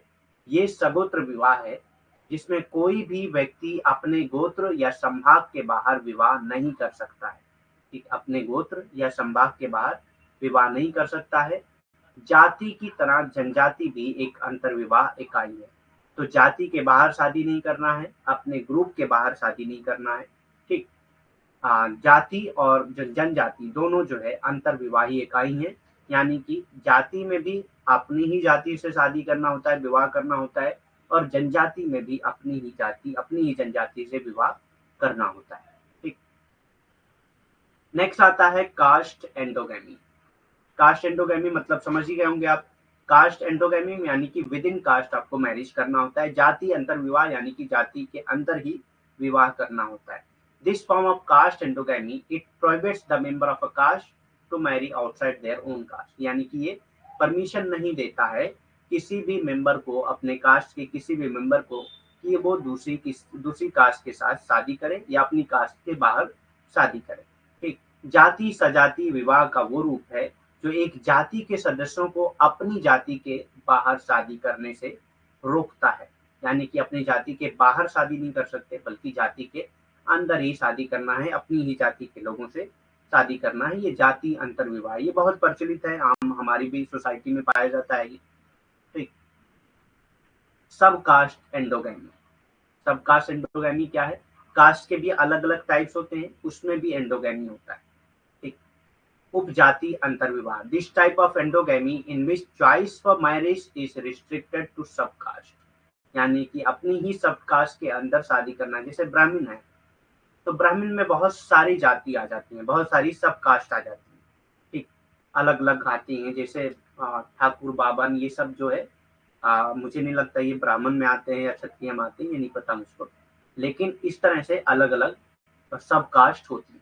तो सब कास्ट के अंदर भी आपको शादी करना होता है, उसके बाहर नहीं करना होता है। इसी को सब कास्ट एंडोगैमी कहते हैं। उपजाति अंतर्विवाह ये एक प्रकार की एंडोगैमी है जिसमें शादी के लिए विकल्प उपजाति तक ही सीमित होता है, यानी कि अपनी ही उपजाति के अंदर आपको शादी करना है, उसके बाहर नहीं करना है। हाँ बिल्कुल हो सकता है, मैरिज पीएचडी का टॉपिक क्यों नहीं हो सकता है, हो सकता है। ठीक, उसके बाद आता है वर्ण एंडोगैमी। वर्ण एंडोगैमी क्या है? वर्ण कितने हैं? 4 हैं, ब्राह्मण, क्षत्रिय, वैश्य और शूद्र। यानी कि ब्राह्मण ब्राह्मण के अंदर ब्राह्मण से शादी करेंगे, क्षत्रिय क्षत्रिय से ही शादी करेंगे, वैश्य वैश्य से ही शादी करेंगे और शूद्र शूद्र से ही शादी करेंगे। इसको वर्ण एंडोगैमी कहा जाता है। ठीक, वर्ण अंतर्विवाह कहा जाता है। ठीक, वर्ण endogamy prescribe marriages between the member of same वर्ण, यानी कि सेम वर्ण के जो लोग हैं वो सेम वर्ण से ही शादी करेंगे, अपने वर्ण के बाहर आप शादी नहीं कर सकते। Marriage between the member of the same varna was regarded as proper and ideal, यानी कि एक ही वर्ण के बीच में अगर शादी होती है, यानी कि अगर हस्बैंड और वाइफ एक ही वर्ण से बिलोंग करते हैं तो उनको प्रॉपर मैरिज कहा जाता है, ये आइडियल टाइप ऑफ मैरिज कहा जाता है। ठीक, वर्ण अंतर्विवाह एक ही वर्ण के सदस्यों के बीच विवाह निर्धारित करती है। ठीक, यानी कि जो सदस्य होंगे वो एक ही वर्ण के होंगे, एक ही वर्ण के सदस्यों के बीच विवाह को उचित और आदर्श माना जाता है, यानी कि अगर दोनों पति और पत्नी एक ही वर्ण से हैं तो वो विवाह उचित और आदर्श माना जाता है। वो विवाह क्या माना जाता है? उचित और आदर्श माना जाता है।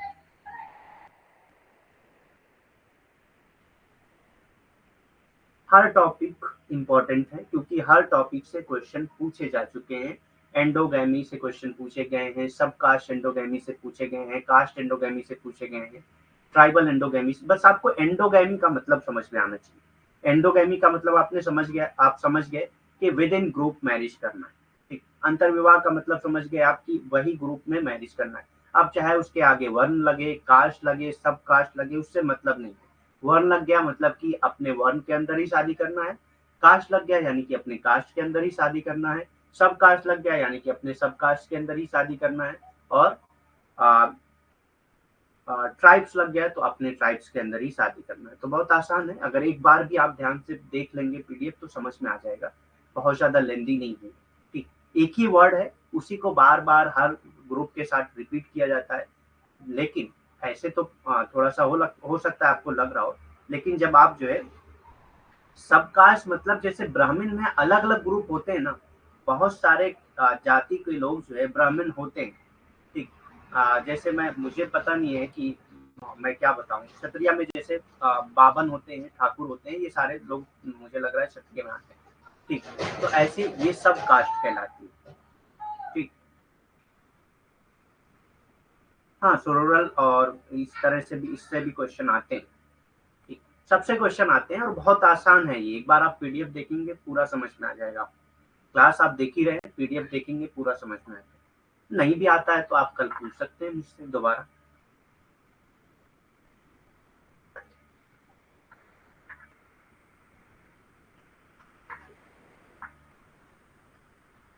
कितने नहीं कह सकते, क्योंकि कितने से आप फिक्स नहीं होता है क्वेश्चन कभी भी। पूरी यूनिट है, यूनिट 3 से क्वेश्चन 5 या 6 क्वेश्चन पूछे जाते हैं। अब वो इससे भी क्वेश्चन पूछे जा सकते हैं 2-3, या हो सकता है एक ही पूछा जाए या एक भी ना पूछा जाए, तो ऐसा फिक्स नहीं कह सकते कि कितने क्वेश्चन पूछे जाते हैं। और सोरोरल से तो एक ही पूछा जाएगा, बहुत ज्यादा थोड़ी पूछा जाता है। या तो लाइब्रेरियन से पूछा जाएगा या सोरोरल पूछा जाएगा, कोई एक क्वेश्चन पूछा जाएगा। एक्सोगैमी, एक्सो मतलब होता है बाहर। ठीक। अब एंडो मतलब आप समझ गए अंदर, और एक्सो मतलब बाहर, यानी कि आप अपने ग्रुप से बाहर शादी करना है। ठीक। बहिर्विवाह या बहिर्विवाह क्या होता है? Exogamy refers to the rule that a man must marry someone outside his own group। जैसे आपको गोत्र के बाहर शादी करना हो, गोत्र भी आपका ग्रुप है, लेकिन आप अपने गोत्र में शादी नहीं कर सकते, गोत्र से बाहर ही आपको शादी करना होता है। ठीक। तो exogamy refers to the rule that a man must marry someone outside his own group। अपने ओन ग्रुप से बाहर ही शादी करना हो, इसको एक्सोगैमी कहा जाता है। बहिर्विवाह इस नियम को संदर्भित करता है कि एक व्यक्ति को अपने ही समूह के बाहर किसी से विवाह करना चाहिए, यानी कि अपने ही समूह के बाहर वो किसी से विवाह करेगा, अपने समूह के अंदर नहीं करेगा। जैसे गोत्र, अपने गोत्र के अंदर आप शादी नहीं कर सकते, गोत्र के बाहर ही आपको शादी करना होता है। तो गोत्र क्या है? गोत्र एक्सोगैमी कहते हैं इसको। ठीक। यानी कि गोत्र बहिर्विवाह कहते हैं, अपने गोत्र के अंदर शादी नहीं कर सकते बल्कि गोत्र के बाहर ही शादी कर सकते हैं। ठीक। गोत्र एक्सोगैमी, गोत्र बहिर्विवाह क्या है? गोत्र रिफर्स टू द क्लेन, गोत्र कहते हैं क्लेन को। ठीक। गोत्र गोत्र को संदर्भित करता है, गोत्र और गोत्र, क्लेन और गोत्र एक ही होता है। ठीक। members of the particular goth or clan are supposed to have close blood relation among themselves। तो ये माना जाता है कि जो आपके गोत्र के मेंबर हैं, जो आपके गोत्र के सदस्य हैं, वो आपसे ब्लड रिलेशंस रखते हैं, यानी कि आपके साथ खूनी रिश्ता है उनके साथ। ठीक।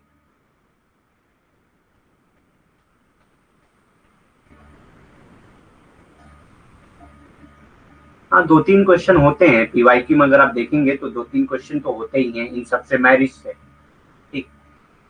सो मैं क्या बोल रहा था कि गोत्र जो होते हैं, गोत्र के जो मेंबर होते हैं, ये माना जाता है कि आपका अपना जो गोत्र है वो सारे गोत्र के जितने लोग हैं सब एक साथ खूनी रिश्ता होता है उनका, ब्लड रिलेशन होता है, इसलिए अपने ब्लड रिलेशन के साथ शादी नहीं कर सकते, उनके बाहर ही शादी करना होता है।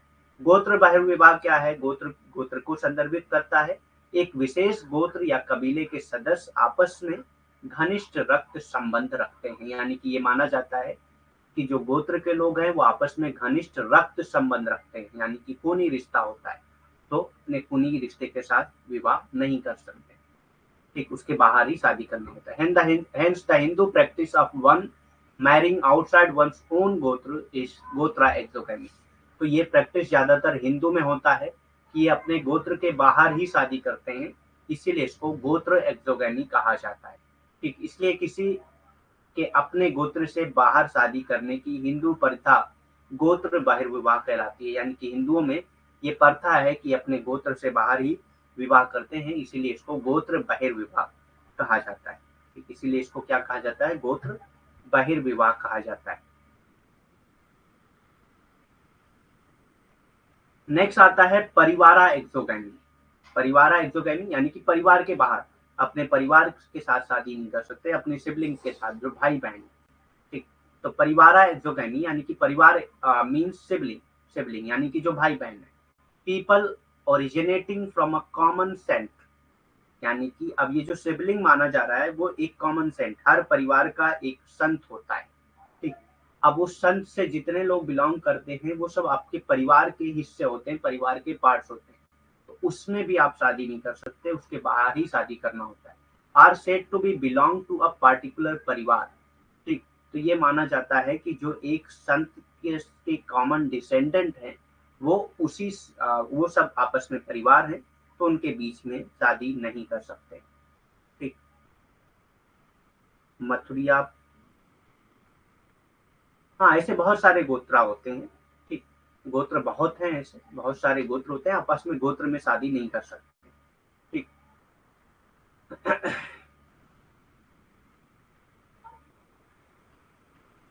परिवार अर्थ है भाई बहन एक समान संत से उत्पन्न लोग, यानी कि कुछ एक ऐसी फैमिली होती है जो अपने आप को किसी एक समान संत के साथ जोड़ती है, यानी कि एक परिवार होता है जो अपने आप को किसी समान संत के साथ जोड़ता है, ठीक। एक तो आपके घर के परिवार के लोग हो गए, लेकिन आपस में आसपास आपके कुछ ऐसे लोग होते हैं जो कई परिवार मिलके वो लोग एक ही संत से अपने आप को मानते हैं।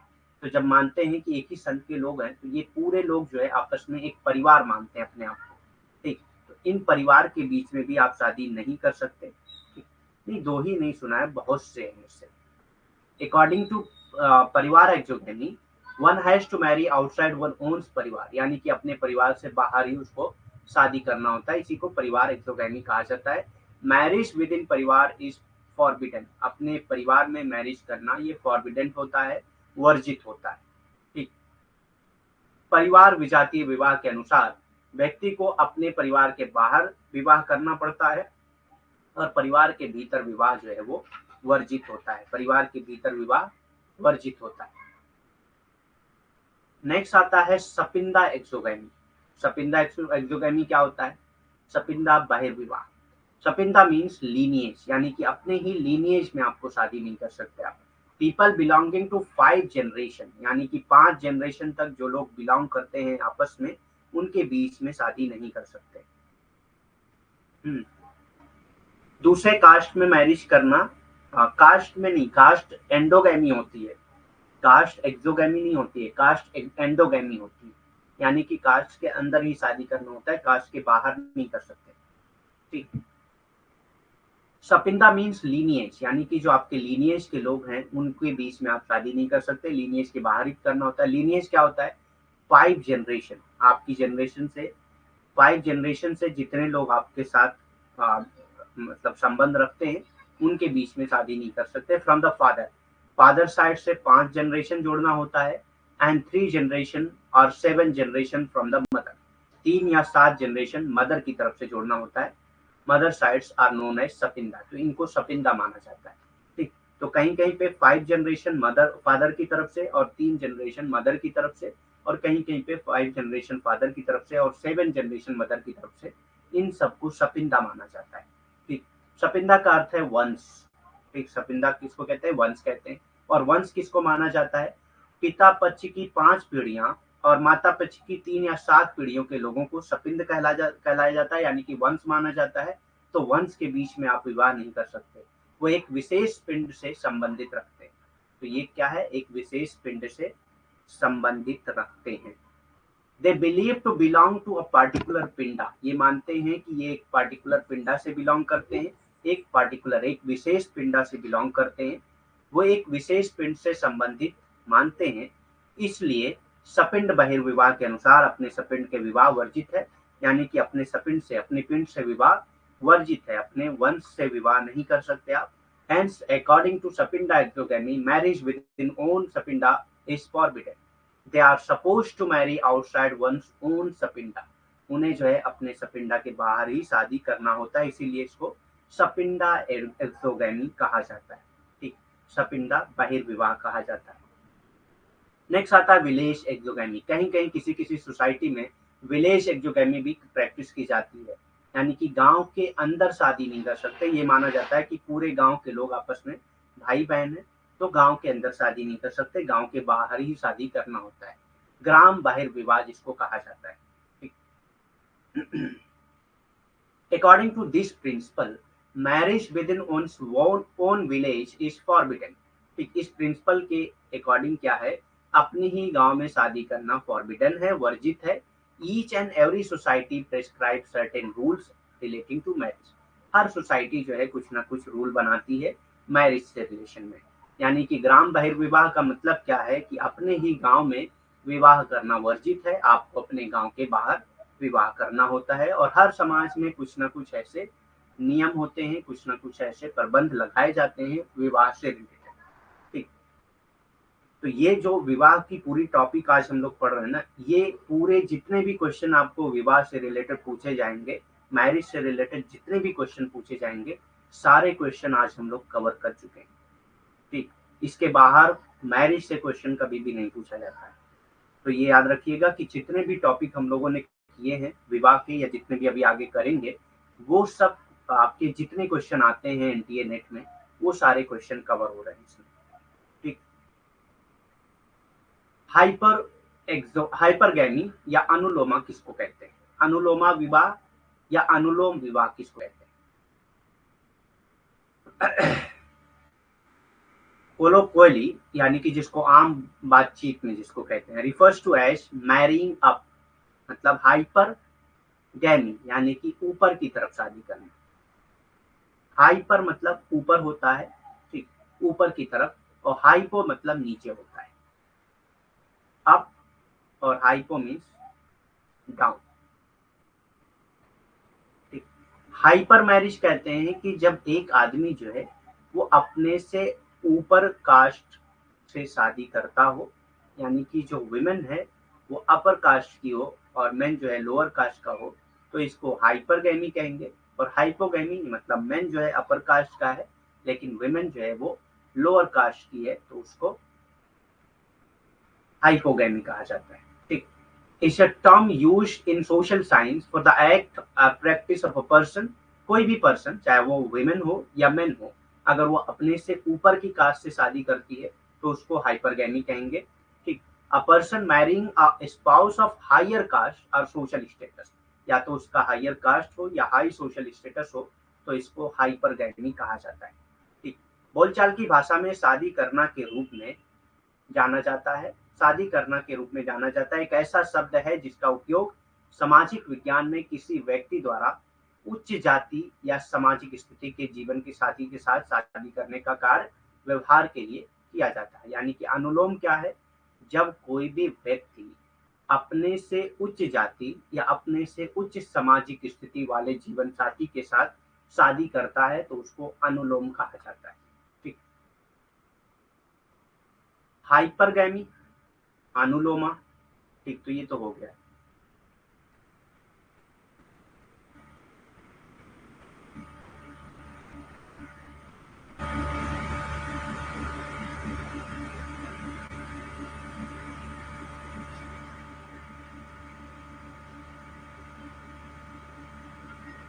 तो ये है हाइपोगैमी, हाइपरगैमी नहीं हुआ, हाइपोगैमी, ये डेफिनेशन गलत है।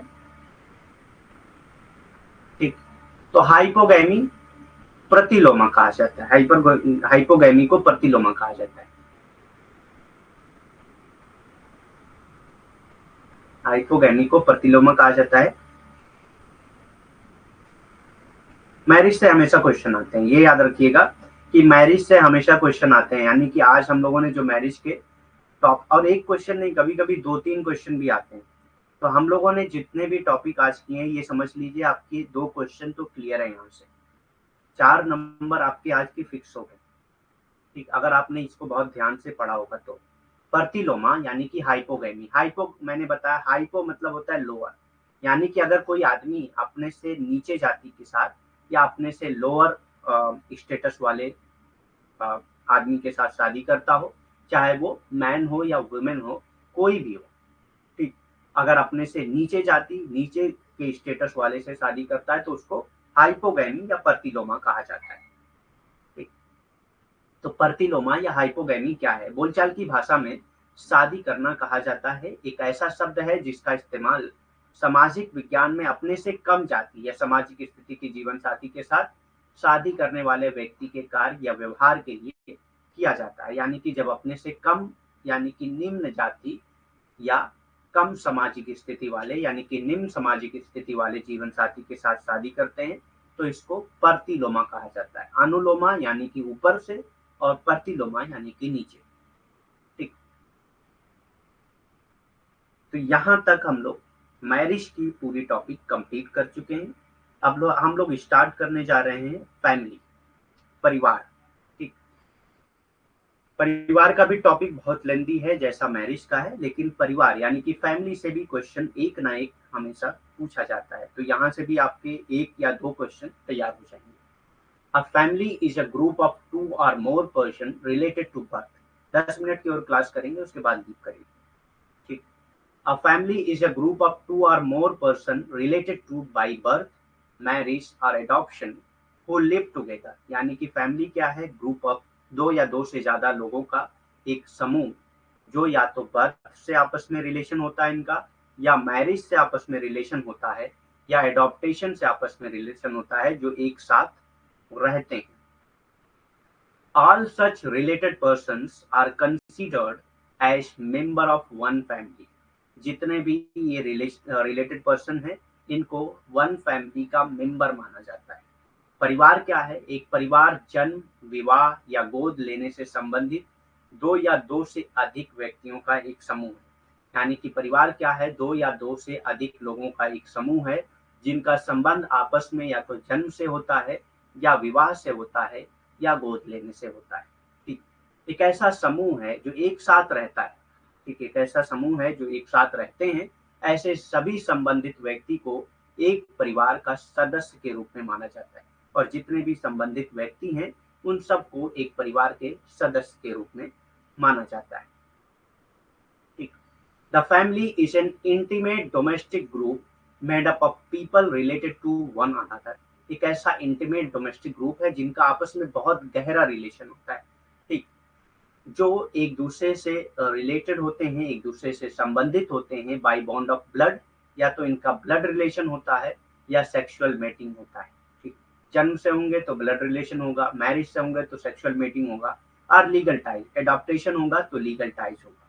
ठीक, तो ये याद रखिएगा, जन्म से होंगे यानी कि बाय बर्थ होंगे तो ब्लड रिलेशन होगा, और बाय मैरिज होंगे तो सेक्सुअल मेटिंग रिलेशन होगा, और बाय एडॉप्टेशन होगा तो लीगल टाइज होगा।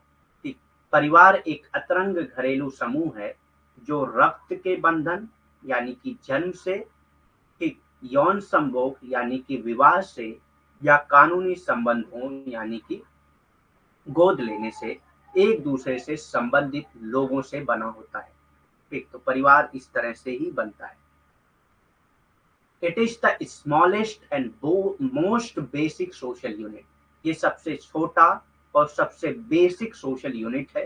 ठीक, which is also the most important primary group, जो एक मोस्ट इंपॉर्टेंट प्राइमरी ग्रुप भी है, found in any society. Her society में ये परिवार यानी कि फैमिली पाया जाता है। ये सबसे छोटी और सबसे बुनियादी सामाजिक इकाई है, जो किसी भी समाज में पाया जाने वाला सबसे महत्वपूर्ण प्राथमिक समूह भी है। यानी कि ये सबसे छोटी और सबसे बुनियादी सामाजिक इकाई है, और ये हर समाज में तकरीबन पाया जाता है, और हर समाज का एक प्राथमिक समूह भी है। ठीक, 1 मिनट।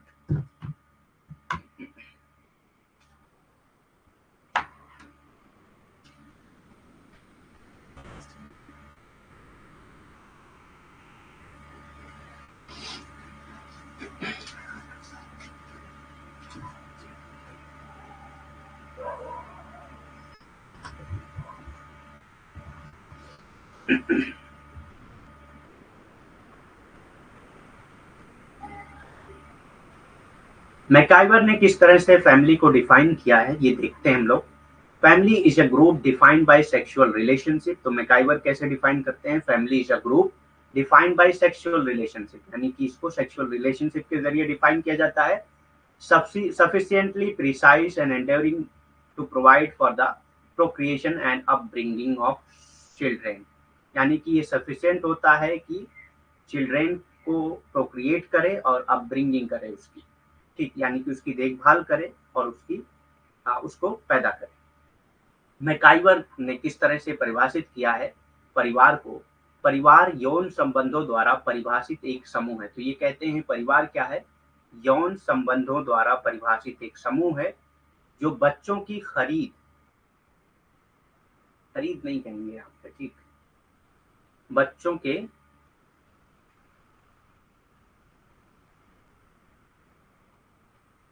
पालन पोषण के लिए पर्याप्त रूप से सटीक और अस्थायी होता है। यानी कि बच्चों के पैदाइश और पालन पोषण के लिए पर्याप्त रूप से सटीक और अस्थायी होता है। ठीक। रॉबर्ट बियस्टेड ने किस तरह से डिफाइन किया है, रॉबर्ट बियस्टेड ने किस तरह से डिफाइन किया है फैमिली को, किस तरह से परिभाषित किया है। The family almost without question, ये कहते हैं कि बगैर किसी सवाल के फैमिली क्या है, is the most important of any group. Her group का सबसे इंपॉर्टेंट पार्ट है दैट ह्यूमन एक्सपीरियंस ऑफर्स, यानी कि जो भी ह्यूमन ने एक्सपीरियंस किया है जितने भी ग्रुप, उसमें सबसे इंपॉर्टेंट ग्रुप जो है वो क्या है, फैमिली है। ये रॉबर्ट बियस्टेड कहते हैं। ठीक। परिवार लगभग बिना किसी प्रश्न के मानव अनुभव प्रदान करने वाले किसी भी समूह में से एक सबसे महत्वपूर्ण समूह है। तो ये कहते हैं कि मानव ने जितने भी अनुभव किए हैं, जितने भी समूह अनुभव किए हैं, उन सब में सबसे महत्वपूर्ण समूह जो है वो परिवार ही है। ठीक। The family is with us always, यानी कि फैमिली हमारे साथ हमेशा होती है। और more precisely we are with it, या हम इस तरह से कहें कि हम उनके साथ हमेशा होते हैं। ये रॉबर्ट बियस्टेड कहते हैं। परिवार हमेशा हमारे साथ होता है, या अधिक सटीक रूप से अगर कहा जाए तो हम उसके साथ हमेशा होते हैं। ठीक, ये रॉबर्ट बियस्टेड का कहना है। एमएफ निमकोफ ने किस तरह से डिफाइन किया है फैमिली को, एमएफ निमकोफ ने किस तरह से डिफाइन किया है, किस तरह से परिभाषित किया है परिवार को, वो देखते हैं। ठीक। फैमिली इज अ मोर और less durable association of husband and wife with in और विदाउट चाइल्ड, यानी कि क्या है, वन और मोर और less durable association of husband and wife. ये क्वेश्चन एक बार एग्जाम में पूछा भी गया डेफिनेशन, तो डेफिनेशन से भी क्वेश्चन पूछा जाता है। ठीक। फैमिली मोर और less durable association of husband and wife, एक ड्यूरेबल एसोसिएशन है हस्बैंड एंड वाइफ का, विद और विदाउट चिल्ड्रन, या तो वो चिल्ड्रन के साथ होते हैं या विदाउट चिल्ड्रन होते हैं। और ऑफ अ मैन और women alone which are children, या एक आदमी या एक औरत एक साथ अकेले या उनके बच्चों के साथ होते हैं, उसी को परिवार कहा जाता है। ये निमकोफ के डेफिनेशन है। डायरेक्ट डेफिनेशन देके पूछा गया है कि ये किसके डेफिनेशन है। ठीक। परिवार बच्चों के साथ या बिना बच्चों के एक अकेले पुरुष या महिला या बच्चों के साथ या पति पत्नी का एक कमोबेश टिकाऊ जुड़ाव है। ठीक। ये निमकोफ की परिभाषा है परिवार की, कि वो कहते हैं कि परिवार बच्चों के साथ या बिना बच्चों के साथ अकेले पुरुष या महिला का जुड़ाव है, या बच्चों के साथ पति पत्नी और कमोबेश पति पत्नी का कमोबेश एक टिकाऊ जुगाड़ होता है। ठीक, जुड़ाव होता है। किंसले डेविस ने किस तरह से परिभाषित किया है, डिफाइन किया है परिवार या फैमिली को। Family is a group of person whose relation to one another are based upon consanguinity and who are therefore kin to one another। परिवार व्यक्तियों का एक ऐसा समूह है जिनके संबंध एक दूसरे से सगोत्रता पर आधारित होते हैं। यानी कि कंसेंगुइनिटी का किसको कहते हैं, जिसको कहते हैं ब्लड रिलेशन। कंसेंगुइन मतलब ब्लड रिलेशन, जो एक दूसरे के साथ ब्लड से एक दूसरे के साथ रिलेशन में होते हैं और एक दूसरे के रिश्तेदार होते हैं। ठीक। परिवार व्यक्तियों का एक ऐसा समूह है जिनके संबंध एक दूसरे से सगोत्रता से जुड़े होते हैं, सगोत्रता पर आधारित होते हैं, यानी कि रक्त संबंध पर आधारित होते हैं, और जो एक दूसरे के रिश्तेदार होते हैं। ठीक। जो क्या है, एक दूसरे के रिश्तेदार होते हैं। बर्जेस एंड लॉकी ने किस तरह से डिफाइन किया है परिवार को या फैमिली को। Family is a group of person united by ties of marriage. तो ये कहते हैं कि फैमिली क्या है, एक ग्रुप ऑफ पर्सन है जो एक दूसरे से यूनाइट होता है मैरिज टाइज के जरिए, ब्लड के जरिए या एडॉप्टेशन के जरिए। Constituting a single house hold, जो एक सिंगल हाउस होल्ड में रहते हैं। Interacting and inter communicating with each other, जो एक दूसरे के साथ बातचीत करते हैं, एक दूसरे के साथ रहते हैं। Each other in their respective social role, अपने रिस्पेक्टिव सोशल रोल में। रिस्पेक्टिव सोशल रोल मतलब कोई फादर है, कोई मदर है, कोई सिस्टर है, कोई ब्रदर है। ठीक। Of husband and wife, father and mother, son and daughter, brother and sister, creating a common culture. जो एक कॉमन कल्चर को क्रिएट करते हैं। इस तरह से बर्जर एंड लॉकी ने डिफाइन किया है फैमिली। बर्जर एंड लॉकी ने किस तरह से परिवार को परिभाषित किया है, तो ये कहते हैं कि परिवार विवाह या रक्त या गोद लेने के बंधन से जुड़े व्यक्तियों का एक समूह होता है। तो ये व्यक्तियों का एक समूह होता है जो आपस में किस तरह से जुड़े होते हैं, या तो विवाह से जुड़े होते हैं या रक्त या गोद लेने से संबंधित जुड़े होते हैं। हाँ, टॉपिक वाइज ही हम लोग पीवाईक्यू करेंगे, ठीक, थोड़ा वेट करिए, थोड़ा सिलेबस कवर हो जाए उसके बाद करते हैं हम लोग। जो एक ही परिवार का गठन करता है और एक पति और पत्नी, पिता और माता, पुत्र और पुत्री, भाई और बहन की अपनी अपनी सामाजिक भूमिकाओं में एक दूसरे के साथ बातचीत करते हैं और एक दूसरे के साथ अंतर संचार करते हैं, एक समान संस्कृति का निर्माण करते हैं, और इससे क्या करते हैं, एक समान संस्कृति का निर्माण भी करते हैं। एलियट एंड मेरिल ने किस तरह से डिफाइन किया है फैमिली को? एलियट एंड मेरिल ने डिफाइन किया है फैमिली को इस तरह से, family is a biological social unit. तो फैमिली क्या है? एक बायोलॉजिकल सोशल यूनिट है, compose of husband and wife and children, जिसमें कौन कौन लोग होते हैं? हस्बैंड, वाइफ एंड चिल्ड्रन होते हैं, ठीक। परिवार पति पत्नी और बच्चों से बनी जैविक सामाजिक इकाई है। तो ये क्वेश्चन डायरेक्ट पूछा गया एग्जाम में कि family is the biological social unit compose of husband and wife and children, who define family like that। तो एलियट एंड मेरिल ने इस तरह से डिफाइन किया है, परिवार पत्नी और पति और बच्चों से बनी जैविक सामाजिक इकाई। अब नेक्स्ट आता है कैरेक्टरिस्टिक्स ऑफ फैमिली, ठीक। कैरेक्टरिस्टिक्स ऑफ फैमिली में क्या क्या चीजें आती हैं? Family is a universal group. ये क्या है? यूनिवर्सल ग्रुप है, यानी कि हर सोसाइटी में पाया जाता है ये। It is found in some form और other in all type of society. किसी भी फॉर्म में पाई जाती है फैमिली, परिवार, लेकिन हर सोसाइटी में पाई जाती है, वेदर प्रिमिटिव और मॉडर्न, चाहे वो प्रिमिटिव सोसाइटी हो चाहे मॉडर्न सोसाइटी हो, हर सोसाइटी में फैमिली पाई जाती है। परिवार एक सार्वभौम समूह है, यानी कि हर समाज में पाया जाता है। ये किसी न किसी रूप में सभी प्रकार के समाजों में, चाहे वो आदिम समाज हो या आधुनिक समाज हो, सभी समाजों में पाई जाती है, ठीक। यही कैरेक्टरिस्टिक करके लीव करते हैं हम लोग, ज्यादा टाइम नहीं लगेगा। अ family is based on marriage which result in a mating relationship between two adults और अपोजिट सेक्स।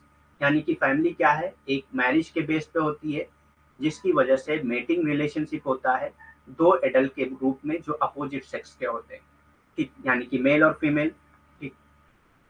एक परिवार विवाह पर आधारित होता है, जिसके परिणाम स्वरूप विपरीत लिंग के दो वयस्कों के बीच एक संभोग संबंध होता है। यानी कि परिवार की वजह से ही दो वयस्कों के बीच में संभोग संबंध होता है।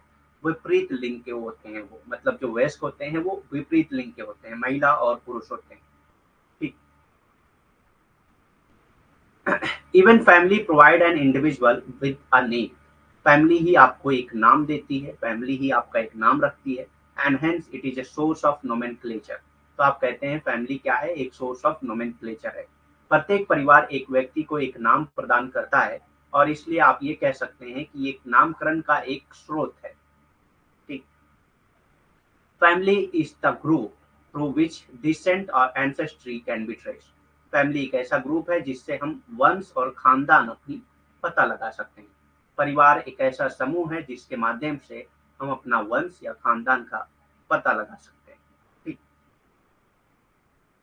Family is the most important group in any individual life. किसी भी इंडिविजुअल की लाइफ में फैमिली सबसे इंपॉर्टेंट ग्रुप होता है। किसी भी व्यक्ति के जीवन में परिवार सबसे महत्वपूर्ण समूह होता है। Family is the most basic and important group in primary socialization of individual. यानी कि फैमिली ही आपका प्राइमरी सोशलाइजेशन करता है।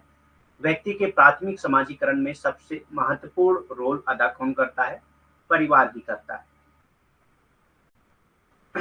अ family is generally limited in size. Family की साइज बहुत लिमिटेड होती है। लार्ज भी हो सकती है फैमिली, ज्वाइंट फैमिली भी हो सकती है, एक्सटेंडेड फैमिली भी हो सकती है। एक परिवार आमतौर पर आकार में सीमित भी होता है, यहाँ तक कि बड़े संयुक्त भी होते हैं परिवार, विस्तारित परिवार भी होते हैं, बड़े भी परिवार होते हैं, संयुक्त परिवार भी होते हैं, विस्तारित परिवार भी होते हैं, ठीक। The family is the most important group in society. It is the nucleus of all institutions.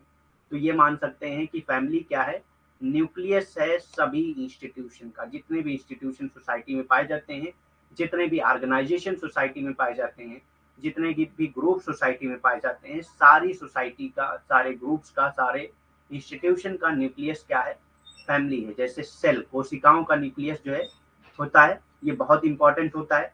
ठीक ऐसे ही फैमिली भी किसी भी इंस्टीट्यूशन, किसी ऑर्गेनाइजेशन या किसी ग्रुप का न्यूक्लियस होता है, यानी कि बहुत ज्यादा इंपॉर्टेंट होता है। परिवार समाज का सबसे महत्वपूर्ण समूह है। ये सभी संस्थानों, संगठनों और समूहों का केंद्र होता है। जैसे कोशिका का केंद्र बहुत ज्यादा जरूरी होता है, बहुत ज्यादा महत्वपूर्ण होता है, ऐसे ही किसी भी संस्थान, किसी भी संगठन या किसी भी समूह के लिए परिवार सबसे बड़ा केंद्र होता है। ठीक, यानी कि सबसे ज्यादा महत्वपूर्ण होता है। Family is based on emotion and sentiment. इसमें इमोशंस होते हैं, सेंटिमेंट्स होते हैं। मेटिंग प्रोक्रिएशन होता है, मेटिंग होता है, प्रोक्रिएशन ऑफ चिल्ड्रेन होता है, मैटरनल एंड फ्रेटर्नल डिवोशन होता है, ठीक, लव एंड अफेक्शन होता है, और the basis of family ties. ये सारी चीजें बेसिस होती हैं फैमिली। परिवार भावनाओं और भावनाओं पर आधारित होता है। संभोग, संतानुपत्ति, यानी कि इसमें संभोग होते हैं, संतान की उत्पत्ति होती है। मातृ और भ्रातृ भक्ति होती है, इसमें प्रेम और स्नेह होता है, पारिवारिक संबंधों के आधार होते हैं। तो ये सारी चीजें जो है पारिवारिक संबंधों के आधार होते हैं। ठीक, the family is a unit of emotional and economic cooperation. तो फैमिली क्या है, is a unit of emotional and economic cooperation, यानी कि आपकी इमोशनल सपोर्ट करती है और इकोनॉमिकली भी आपका सपोर्ट करती है। परिवार भावनात्मक तरीके से भी आपका सहयोग करती है और आर्थिक तरीके से भी आपका सहयोग करती है। Each member of family share duties and responsibility. Her member, family में जितने मेंबर होते हैं, सबकी अपनी अपनी ड्यूटी, अपनी अपनी रिस्पॉन्सिबिलिटी होती है। ठीक, परिवार का प्रत्येक सदस्य कर्तव्यों और जिम्मेदारियों को साझा करता है, यानी कि सबके अलग अलग कर्तव्य होते हैं, अलग अलग जिम्मेदारियां होती हैं। Every family is made up of husband and wife और वन और मोर children, both natural and adopted. Her family में हस्बैंड एंड वाइफ होते हैं, उनके बच्चे होते हैं, चाहे बच्चे नेचुरल हों चाहे अडॉप्टेड हों। ठीक, प्रत्येक परिवार में पति और पत्नी होते हैं, बच्चे भी होते हैं, चाहे बच्चे प्राकृतिक होते हों चाहे दत्तक होते हैं। दत्तक कहते हैं जिनको गोद लिया गया हो। ठीक, each family is made up of different social roles. हर फैमिली जो है एक अलग अलग सोशल रोल से जुड़ी हुई होती है, like those of husband, wife, mother, father, children, brother and sister. हर किसी का अलग अलग रोल होता है। कोई हस्बैंड होता है, कोई वाइफ होता है, कोई मदर होता है, कोई फादर होता है, कोई चिल्ड्रेन होता है, कोई ब्रदर होता है, कोई सिस्टर होता है। प्रत्येक परिवार विभिन्न सामाजिक भूमिकाओं से बना होता है, यानी कि सबकी अलग अलग भूमिका होती है। उसमें कोई पति होता है, कोई पत्नी होता है, कोई माता होता है, कोई पिता होता है, कोई बच्चा होता है, कोई भाई होता है, कोई बहन होता है। ठीक, कोई बेटा होता है, कोई बेटी होती है। इस तरह से अलग अलग भूमिकाएं होती हैं। ठीक, तो फंक्शन ऑफ फैमिली कल हम लोग करेंगे। लेट हो गया है बहुत, तो फंक्शन ऑफ फैमिली कल करेंगे हम लोग। यही लास्ट टॉपिक है फैमिली की, तो कल खत्म हो जाएगी।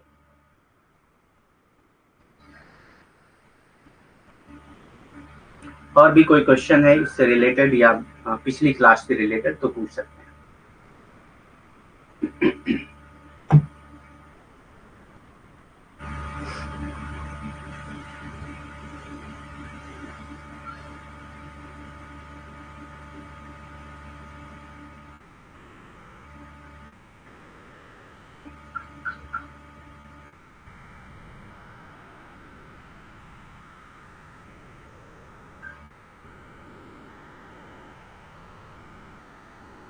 पीवाईक्यू आप कम से कम कुछ नहीं तो 10 इयर्स के सॉल्व करिए।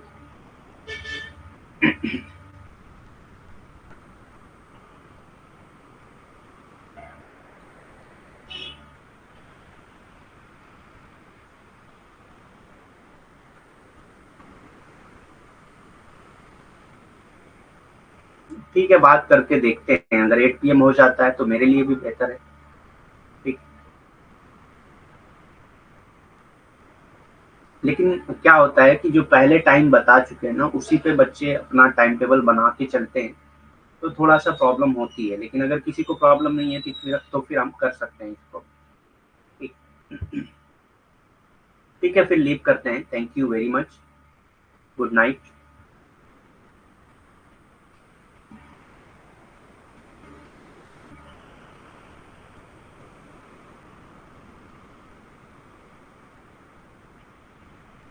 7 बजे तो पेपर 1 की क्लास होती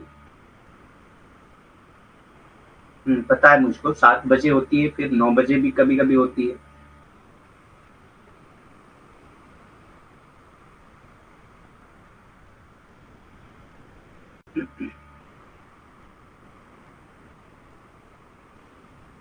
ठीक है, अगर नहीं होगी किसी को प्रॉब्लम तो